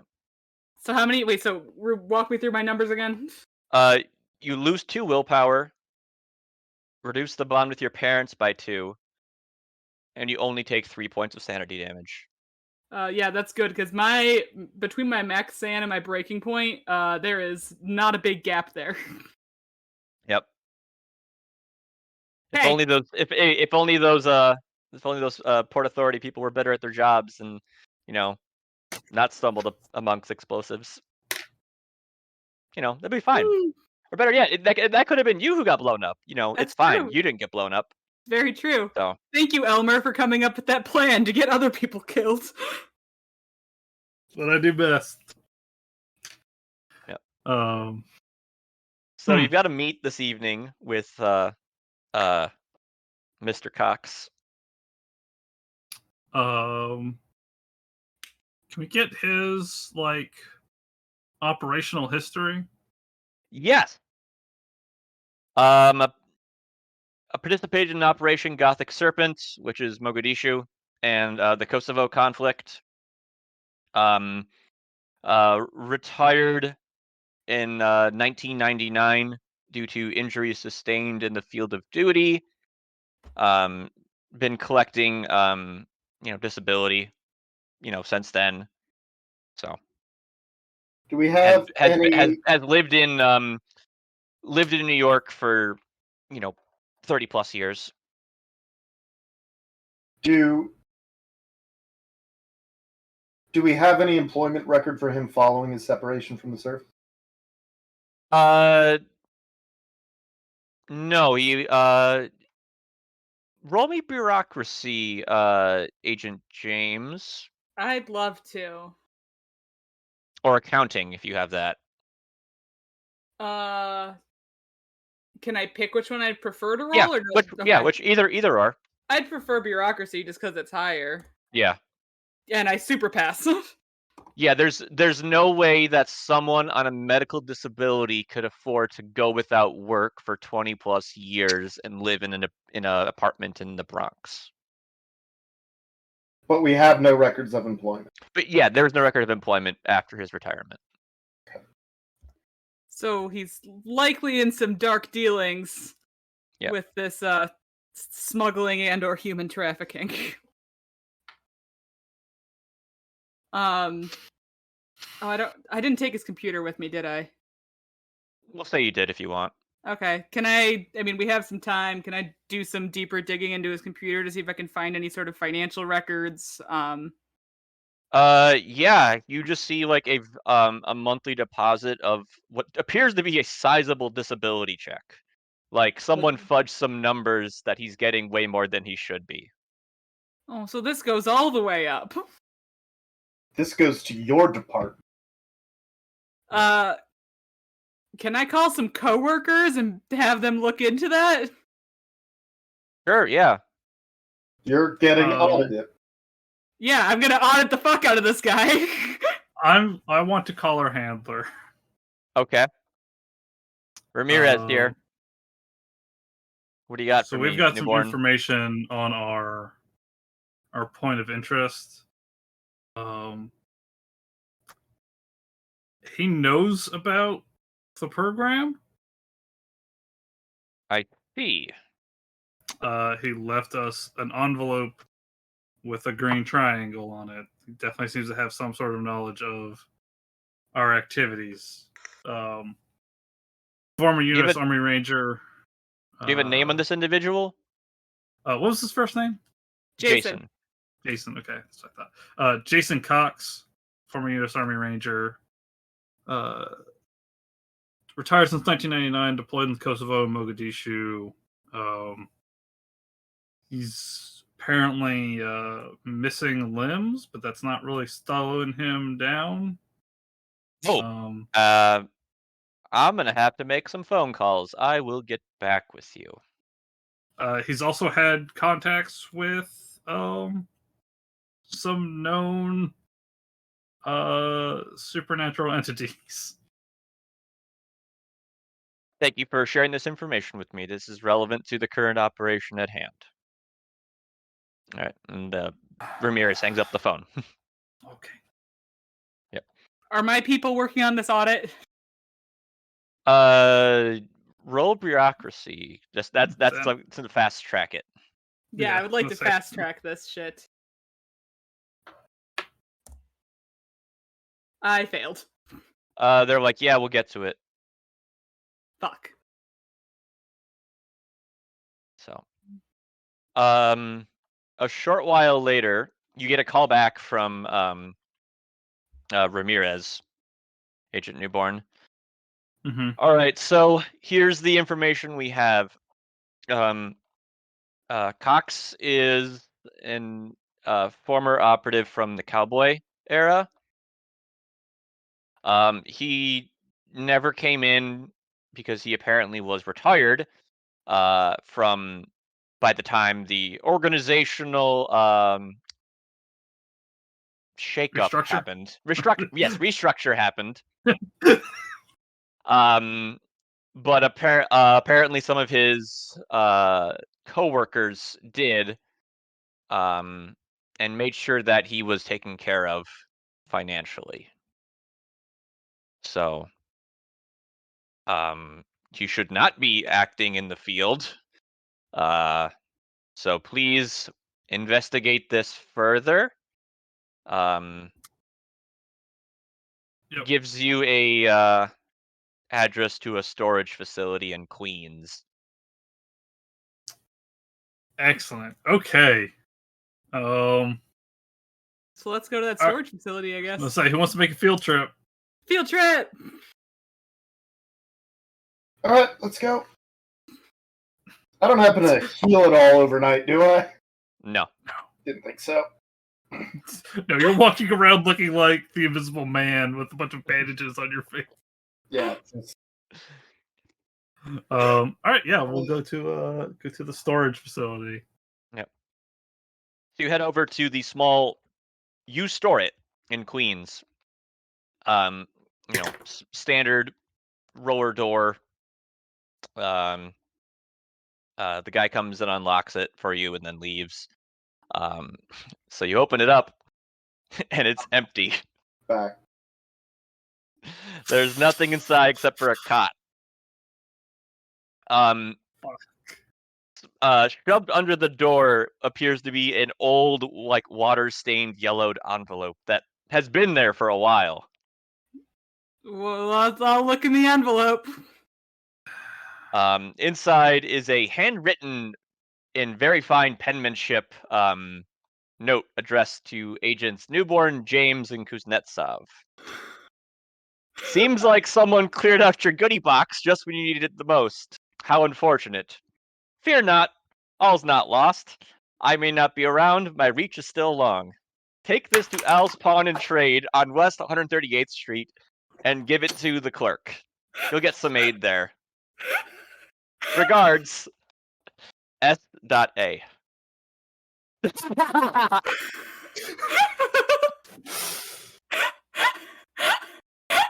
Oh my god, fuck you! Noah had just walked away from his desk in anger. God damn it, I- Max! So, question A, maybe because I'm unfamiliar with Delta Green generally. SA, that's something I should recognize. No. No. I mean, that's just the name. That's the one that's I'll- fucking with us, but usually Yeah, these storage units are filled with supplies that we can use. Okay. Yeah. Um, But you probably also knows where those former supply units are. The people Yeah. that, you're hunting now. Yeah. So then, I suppose that kind of answers my second question. Not Mr. Cox's handwriting. No, this is you have a copy of Cox's handwriting. This is someone else's hand. Yeah, I was just making sure. This I guess is we follow decades this old wild now. goose chase. Yeah. So, let's head over to Harlem. Despite the rampant gentrification of Harlem, this pawn shop stands curiously, almost unnoticed by the world at large. Everything is, bougie white people, sitting around Harlem. But this is a very, old New York, pawn shop and stuff like that. Yeah. Guitars, old TVs, watches, rings, jewelry, stuff like that. There's a guy working at the desk. He boredly acknowledges you, So, I just hand him the note. all right. Upon handing you the note, he goes and flips the sign to closed. He motions for you to follow him. You go outside the back of the building, and there's sort of you're in this courtyard, and there's an alleyway going out. But he takes you to the building next door, which is a very old looking building. He takes a key from around his neck and then unlocks the door and lets you in. It's filled with a bunch. No one's been in here for decades. It looks like it's filled with a bunch of African doodads, as far as ceremonial masks and statues of elephants and stuff like that. It would be an African curio shop. It kind of looks like. He goes to where the behind the desk or the counter, and there's a rug, and he pulls the rug back, and there's one of those trap doors with the big metal ring that you have to pull up, and then he just leaves. Did he say anything? Did he just No, do that he just kind of wordlessly? goes through this this is what he is meant to do. Terrifying. Ah! Somebody want to check the cellar? I will pull up the trap door. You pull up the trapdoor. It's a staircase leading underground. Like rough-hewn stones, like someone built this little like basement kind of thing. Right. And it leads to like this big, thick wooden door with like metal bars around it. Like a big, heavy, sturdy door or whatever. Are there So. lights down there? No.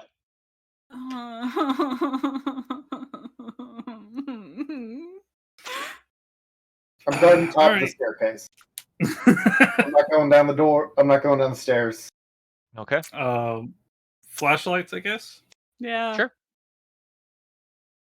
Take a Yeah, peek. you keep watch up there, little Russian dude. Mm-hmm. Yeah, no, I'm not taking point on anything else. You will handle this just fine. I learned my lesson. Gonna investigate the curios, see if there's anything legitimate here. Anything looks like it might have been used for nefarious rituals, or if it's all just stock. I mean, it all the stuff upstairs all looks like like authentic, imported from Africa, cultural kind of decorations and stuff like that.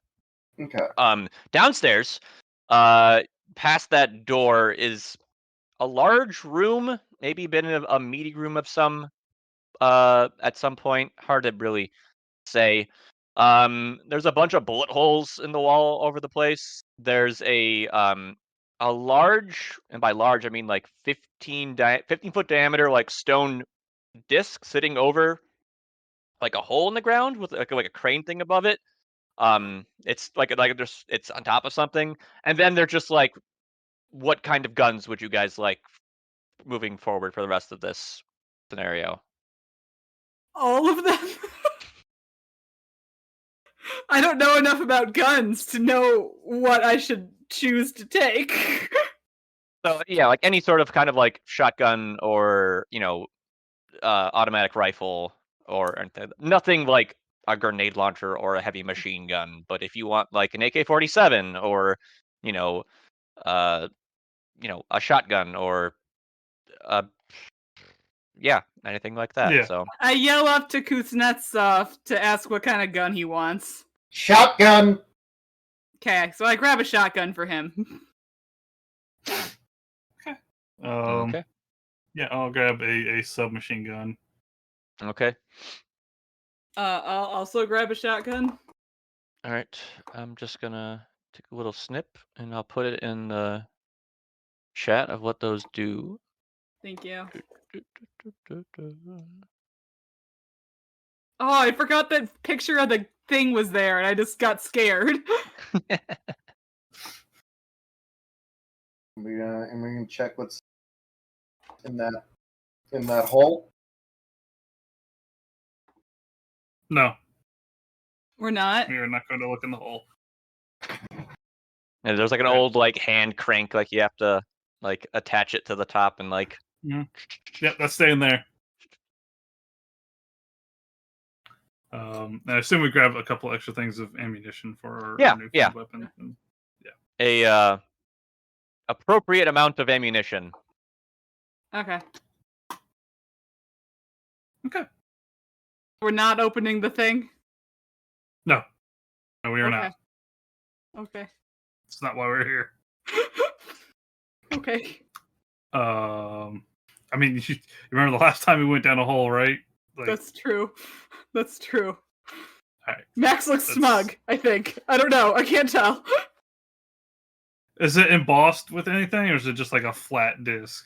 It's like a flat like stone disc. All right. Yeah. No, we're leaving. Okay. All right. Should we go to this island while it's still kind of light out, just to like case the joint? Sure. We can get there and just wait around. I don't know. Yeah. Like, what do you guys think? I don't know what else we're really gonna. Yeah, we don't really have any other loose ends to tie up. I guess we're armed. Was there any extra like Kevlar vest in that room that I could give to Kuznetsov? We'll say you can get one based off your police contact. So. Okay. Excellent, thank you. Got you a bulletproof vest, buddy. I appreciate that. That's 3 Okay. armor. Yep, three armor. All right, so you make your way to Heart Island. There's a number of or specifically the coordinates you have leads you towards an old. It must have been a sanitarium at some point. It's in the process of being torn down.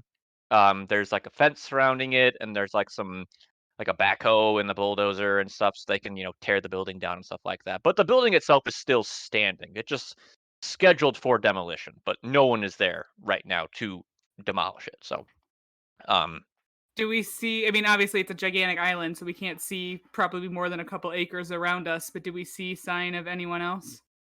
no. What time is it? We'll say at this point it is. What time do you want to get there? Early evening. Yeah. That'd probably make the most amount of sense. Like, Yep.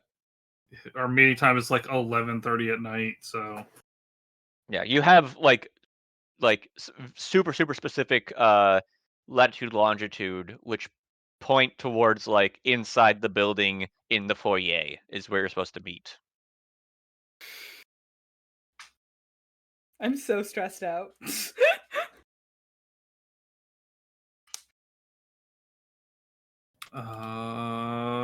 yeah.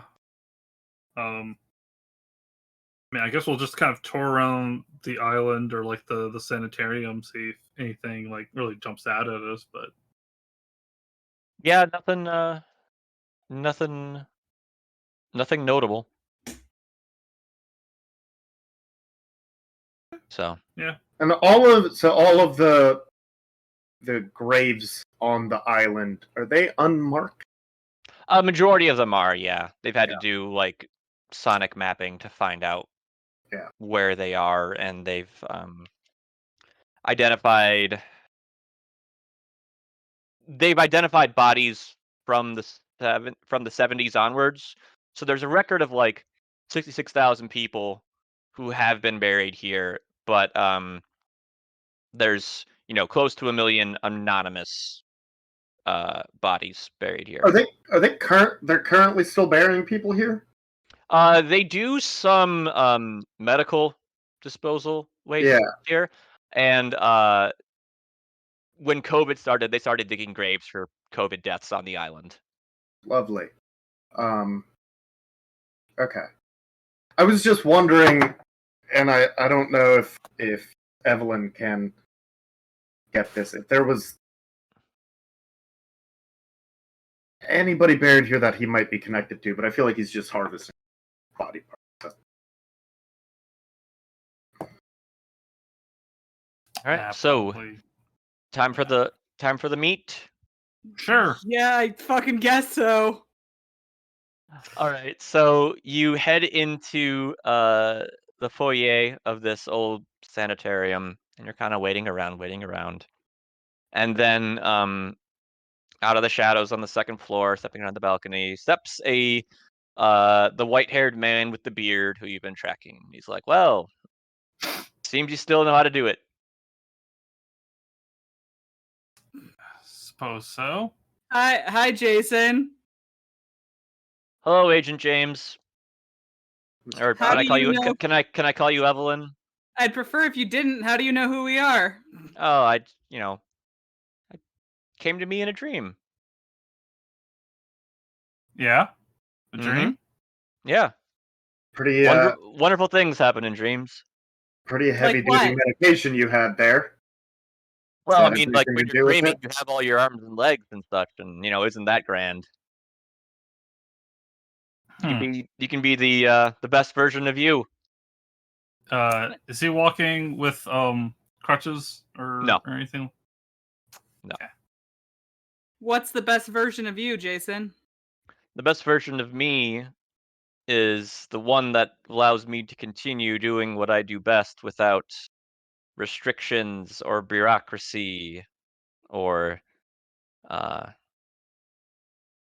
cells or organizational compartmentalization. And The what kind is that it allows that you you to do murder best, children. Jason? Well, it's what did you say, Claire? I said, and what is it that you do best? I'm riffing with him based on what Okay. he's saying. Remove threats. And yes, it was unfortunate that, Oksana and Grigori and what was the third one's name? Svetlana had to pass, but it was a mercy. I mean, Svetlana was going to become traded hands multiple times over the next 5 years. Grigori is going to become a heroin addict. Then let's not go into what happens then. So he just kind of rattles off like what is going to happen to those kids had he let them be trafficked. And then eventually some fate motherfuckers are going to start taking parts from them to try to do some shit. And well, we can't have that now, can we? I hate to do this to myself, but not only did you name Oksana, my kid, but Svetlana is the name of my wife. You keep using names for these horrifying people. But your wife isn't a kid. I think you're I'm fine. talented to. Fair enough. I have to remember what I called your bonds. Yeah. My wife is Svetlana. My kids are Oksana and Yuri. So, Jason, you talk like you know what's going to happen to these kids as they grow up. What's up with that? Like I said, comes to me in a dream. The best Is version that of how myself. Is that how you knew how to leave us a note at your apartment? Of course, I knew you were coming. You knew why you took everything out of our storage unit? Oh, that's been empty for years, but Yes, but it looks the note calling us out by name also looked like it had been there for years. That's not me. I mean, they signed it, wherever they are. Oh yeah, I forgot about that. Do the initials SA mean anything to you, Jason? He looks at you very suspiciously now. So he's not being outwardly hostile to you. Yeah, so. I'm not. That's why I'm not immediately trying to shoot his fucking face off. I want more information. I just want to verify this is very much the person that we saw walk in. You mentioned somebody would take parts. Somebody like yourself. Well, I mean, I took the parts so they couldn't be used elsewhere. I got the parts removed from the equation. Where were the parts going to be used? Some bad people were going to use them for rituals to do bad things. I just, gave a snack to my friends. Those creepy things that live under the subway. Well, someone's got to clean the scene. You've had to dispose of a body, haven't you? I know you have. You've got that look in your eye. You've had to put the knife in a couple times and to fill the chest cavity with water so the body doesn't float when you put it underwater. Jason, what happened to your dog? Oh, he's around. Around where? He's not mine though. He's Whose dog is there's a dog behind you. Oh, behind me? Oh shit! Like in the doorway of the building. Like, oh, there he is.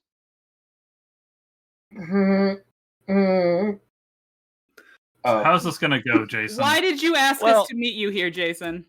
Well, I'm a reasonable person, a reasonable man. Figured we could have a nice conversation like civilized people. So, you've obviously figured out what I'm doing.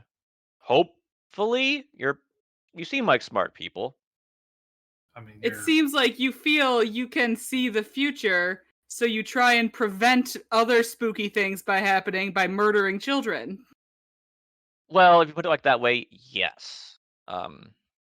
From what you've pieced together, he's doing what you do on his own terms. Yeah.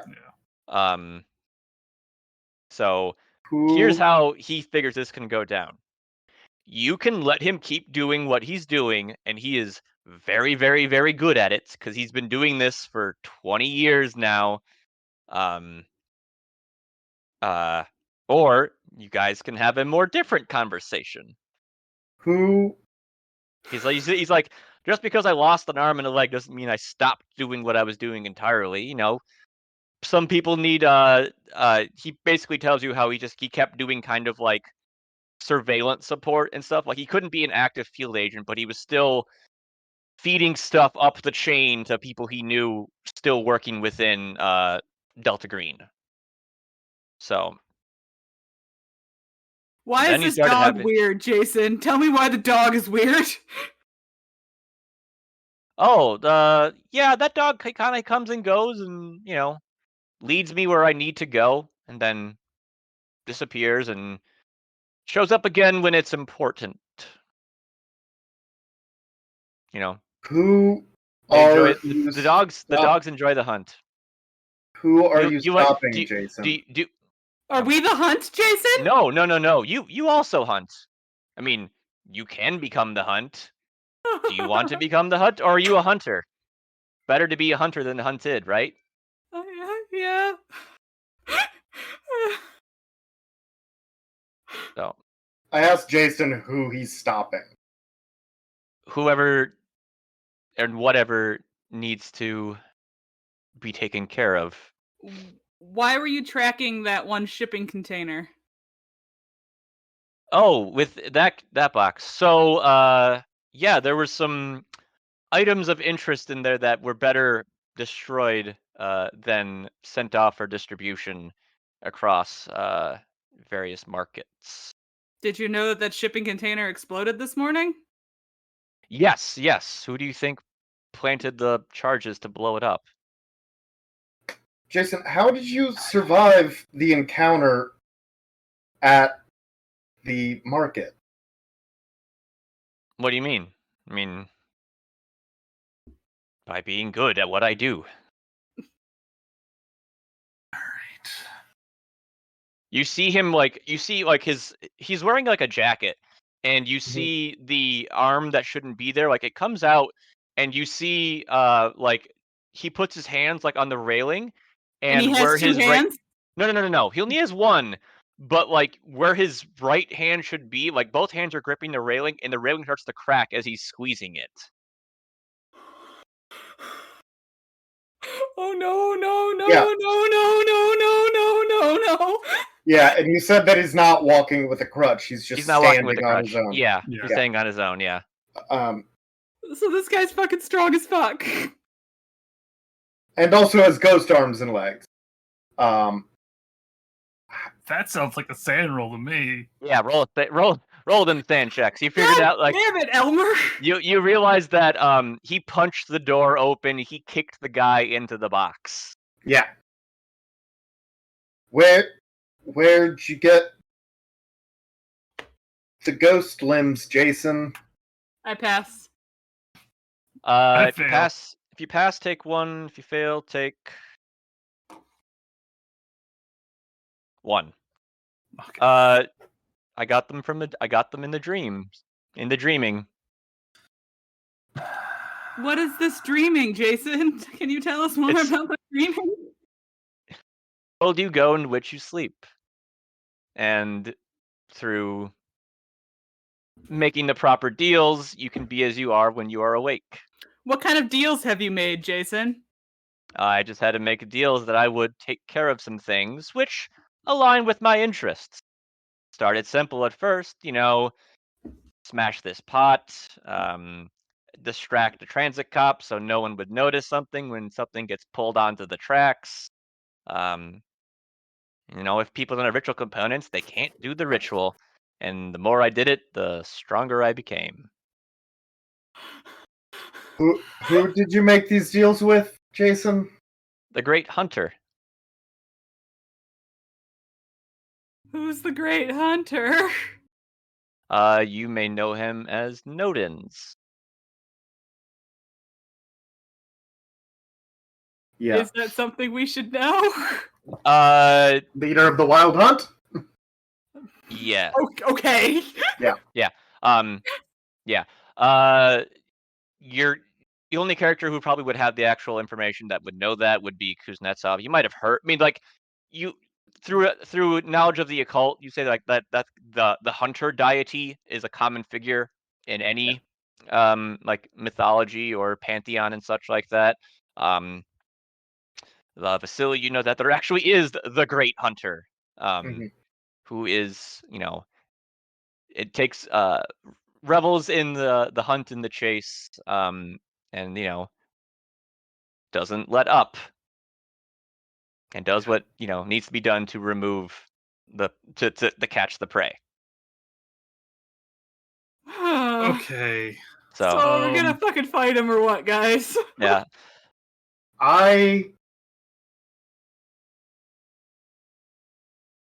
Jason, how often do you have to kill children? You hear a voice in your head. Oh God!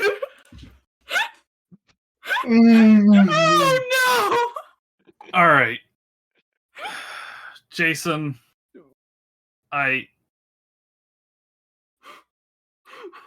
you can come in from the cold. All right, have me I'm man sure- a desk. I'm sure the program, when they see what you're capable of doing, they could use somebody like you.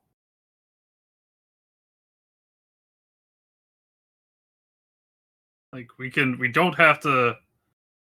both get what we want here. I have a feeling- Enticing. I was gonna say that Max was being excited. Like, I don't think he's gonna say anything to us until we either say yes or start shooting Well, at him. no. Your Noah's trying to make an argument. Yep. Yeah. I can make a phone call. We can all walk away with this. I know I don't necessarily agree with all the things that you're doing, but I know that our higher-ups probably don't care, and they can see a use. Okay. Agent James and Agent Kuznetsov, how do you feel about this proposition? For you can send me your response privately to what Newborn is suggesting. I mean, I have to agree. Type. Type. Okay.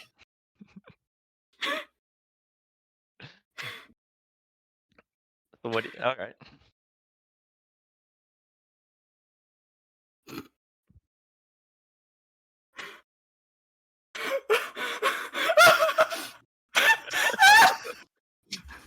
I don't like this. I don't like any of this.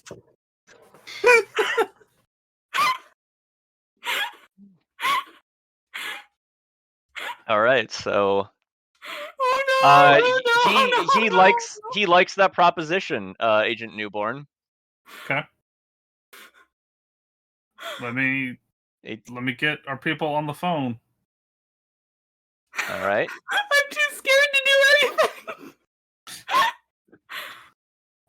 Yeah, I'll call Ramirez. Okay.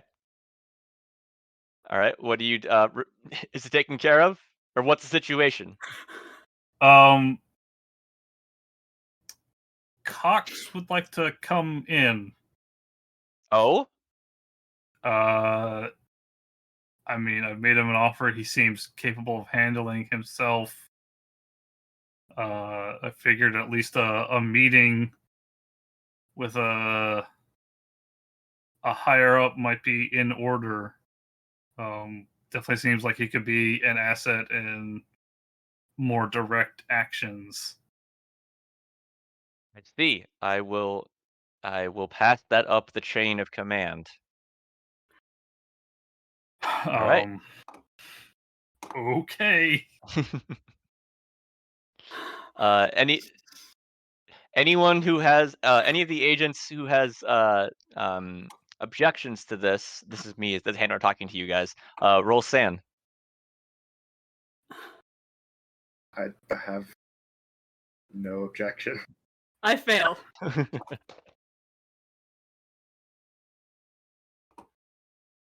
Just one.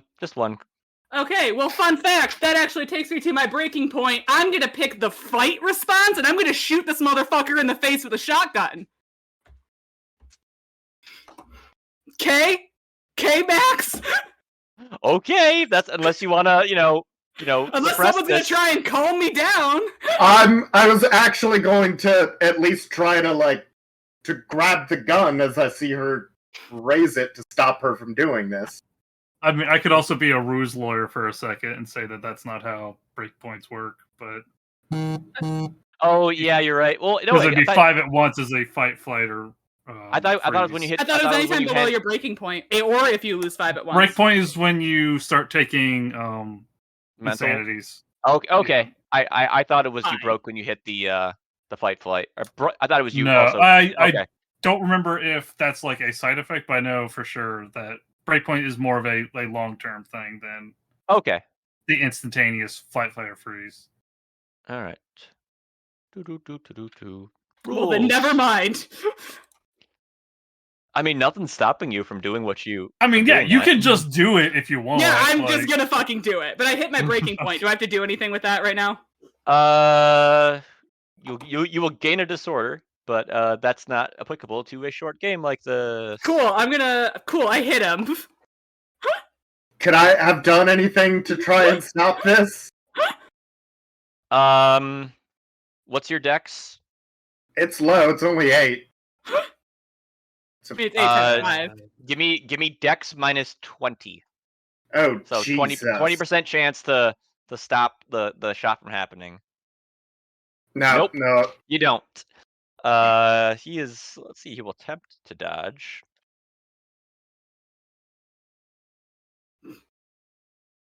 Wait, I can just roll this. He does not dodge, so roll damage on that shotgun blast.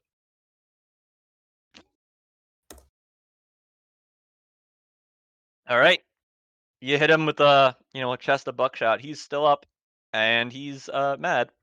I'm aware that I'm probably gonna die, but I had to try and shoot him. Yep. I'm gonna shoot Evelyn. Okay. Because I think I've also answered the question in my head. Yes.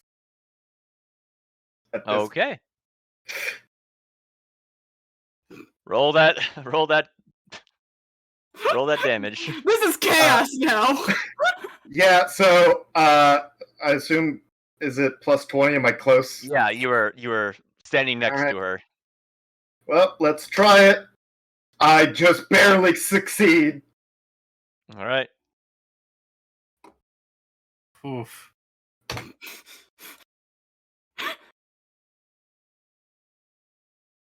How much? Yeah, shotgun, right? Yep. Yeah.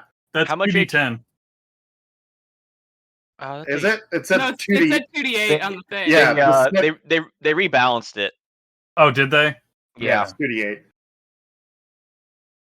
So if I'm down to 3 HP, is that unconscious? No, you are still up. You Okay. are still up. It is 2. Fuck. So let's see. Let's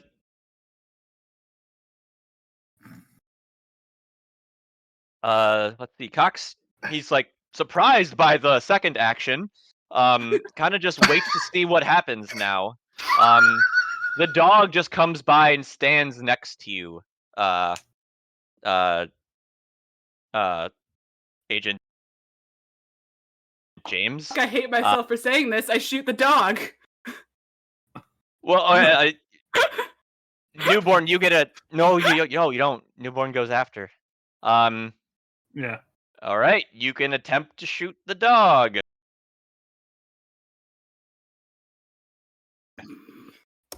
So I'm probably dead now, huh? Like backfired on. Your dog gets very large at all. Everyone roll sand.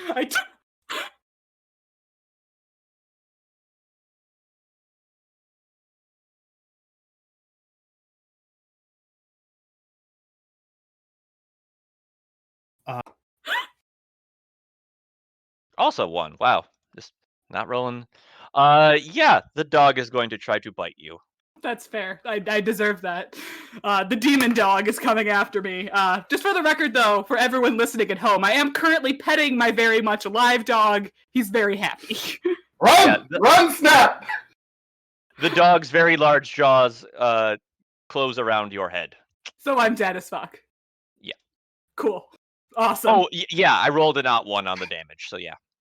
The bite's got the bite has a 15% lethality. So, Agent Newborn, Agent Kuznetsov, roll sand because your fellow agent just got attacked by a giant demon dog. I succeeded. Oh no, I failed. I failed. I passed. Okay. Where's that die? Up 1. God, cannot roll more than a 1 on sand today. So what are you guys doing now? Are you just gonna... Well, that was bad.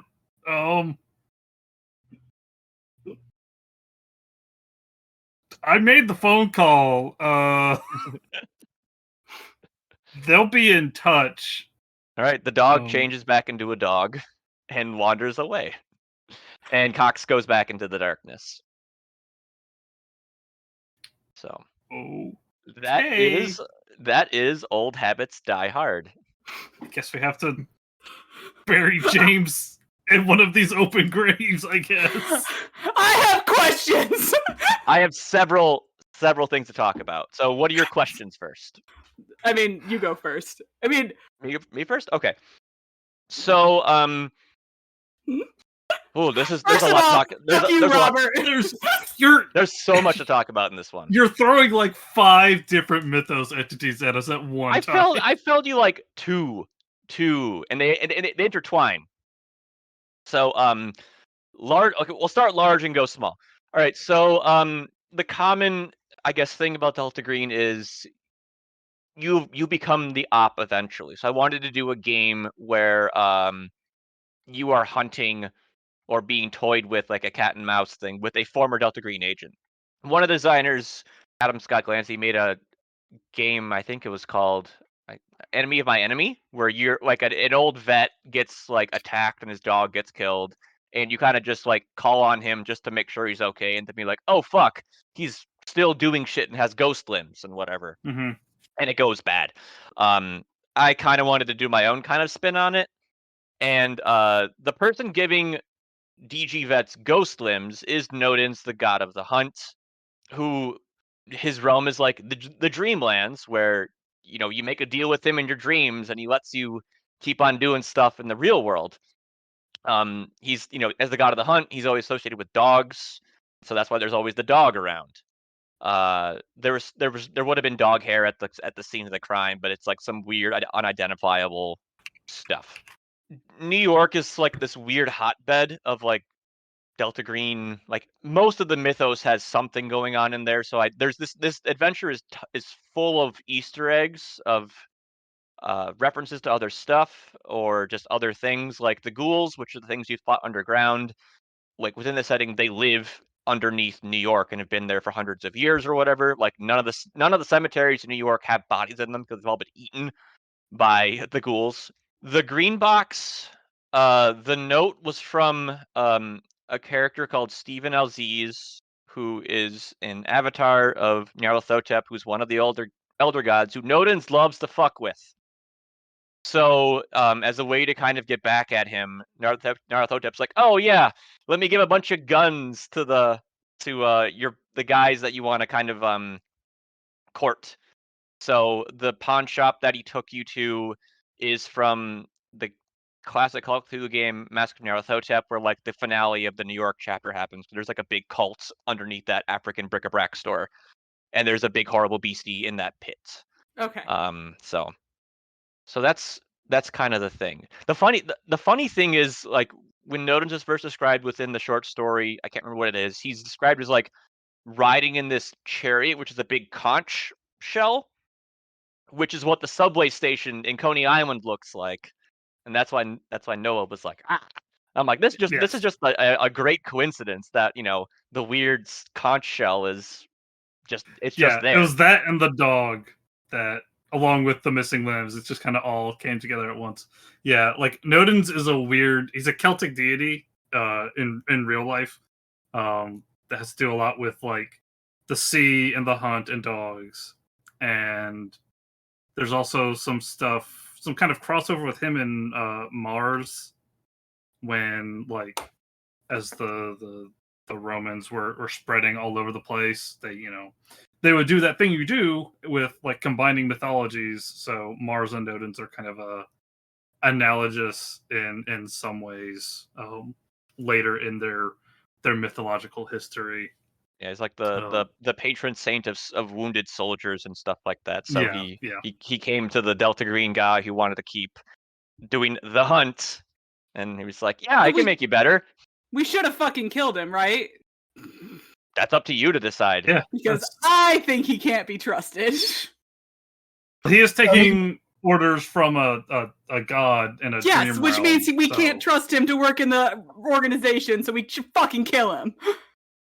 Yeah, but I originally wrote this as a con game, and I always like would write another. I would pass a post-it note to every character, being, "What is your decision? Like, do you help him or do you So, like I kind of wanted to have that little thing. So, plus there was like there's a bunch of just like fun stuff in New York. Like in the shipping container were a bunch of essential salts containers, which is basically like wizards in sand form that you use magic to bring back to life. Dehydrated people. Yeah. You could totally do like a leftover Scopsy thing with the Russian traffickers. That's why you get called in, because you're like, because the Russian mob was doing a bunch of child trafficking for a different cult, and so that's why you guys get deployed, because that cult was supposedly wiped out years ago. So that's why it's like, all right, just make sure that the crazy Shub-Niggurath cult is still dead. Questions, comments, feedback? You guys have fun?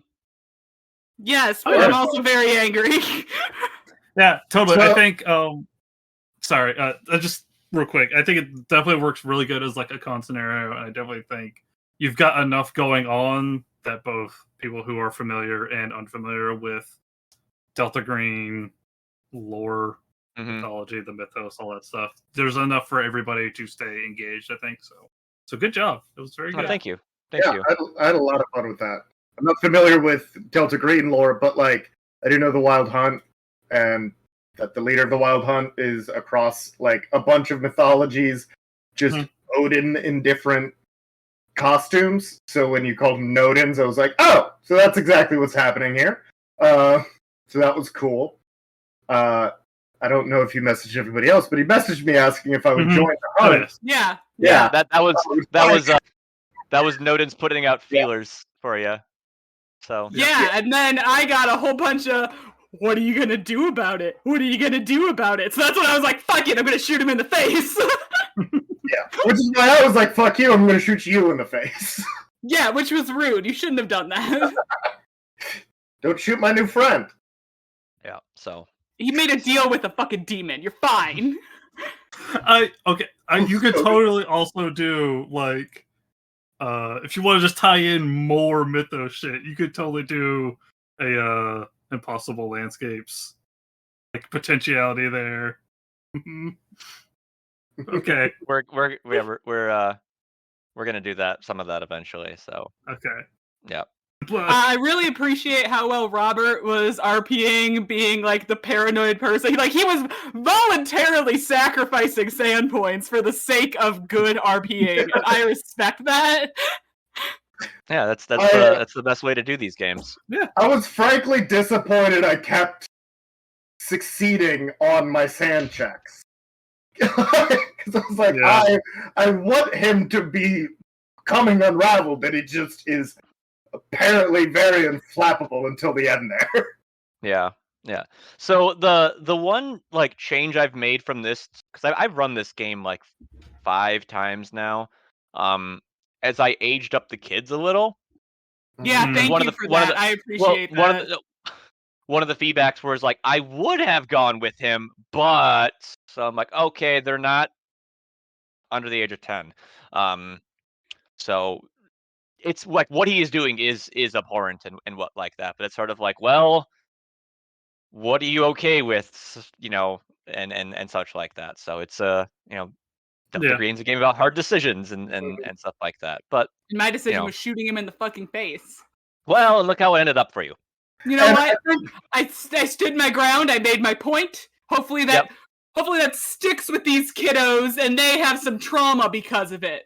Yeah, I think that, like, for me, as, like, Vasily, pretty rough days in Russia, just naturally, and also is very familiar with the occult and, like, the caliber of ritual that could be undertaken, like, that Jason is stopping.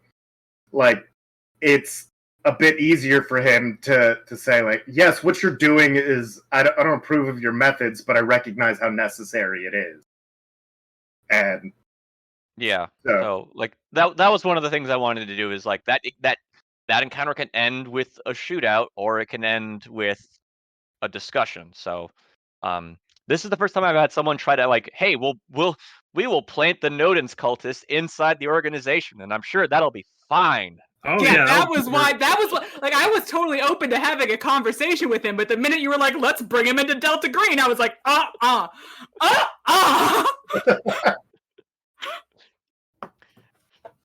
Agent Cox, you're being assigned to Operation Somersault.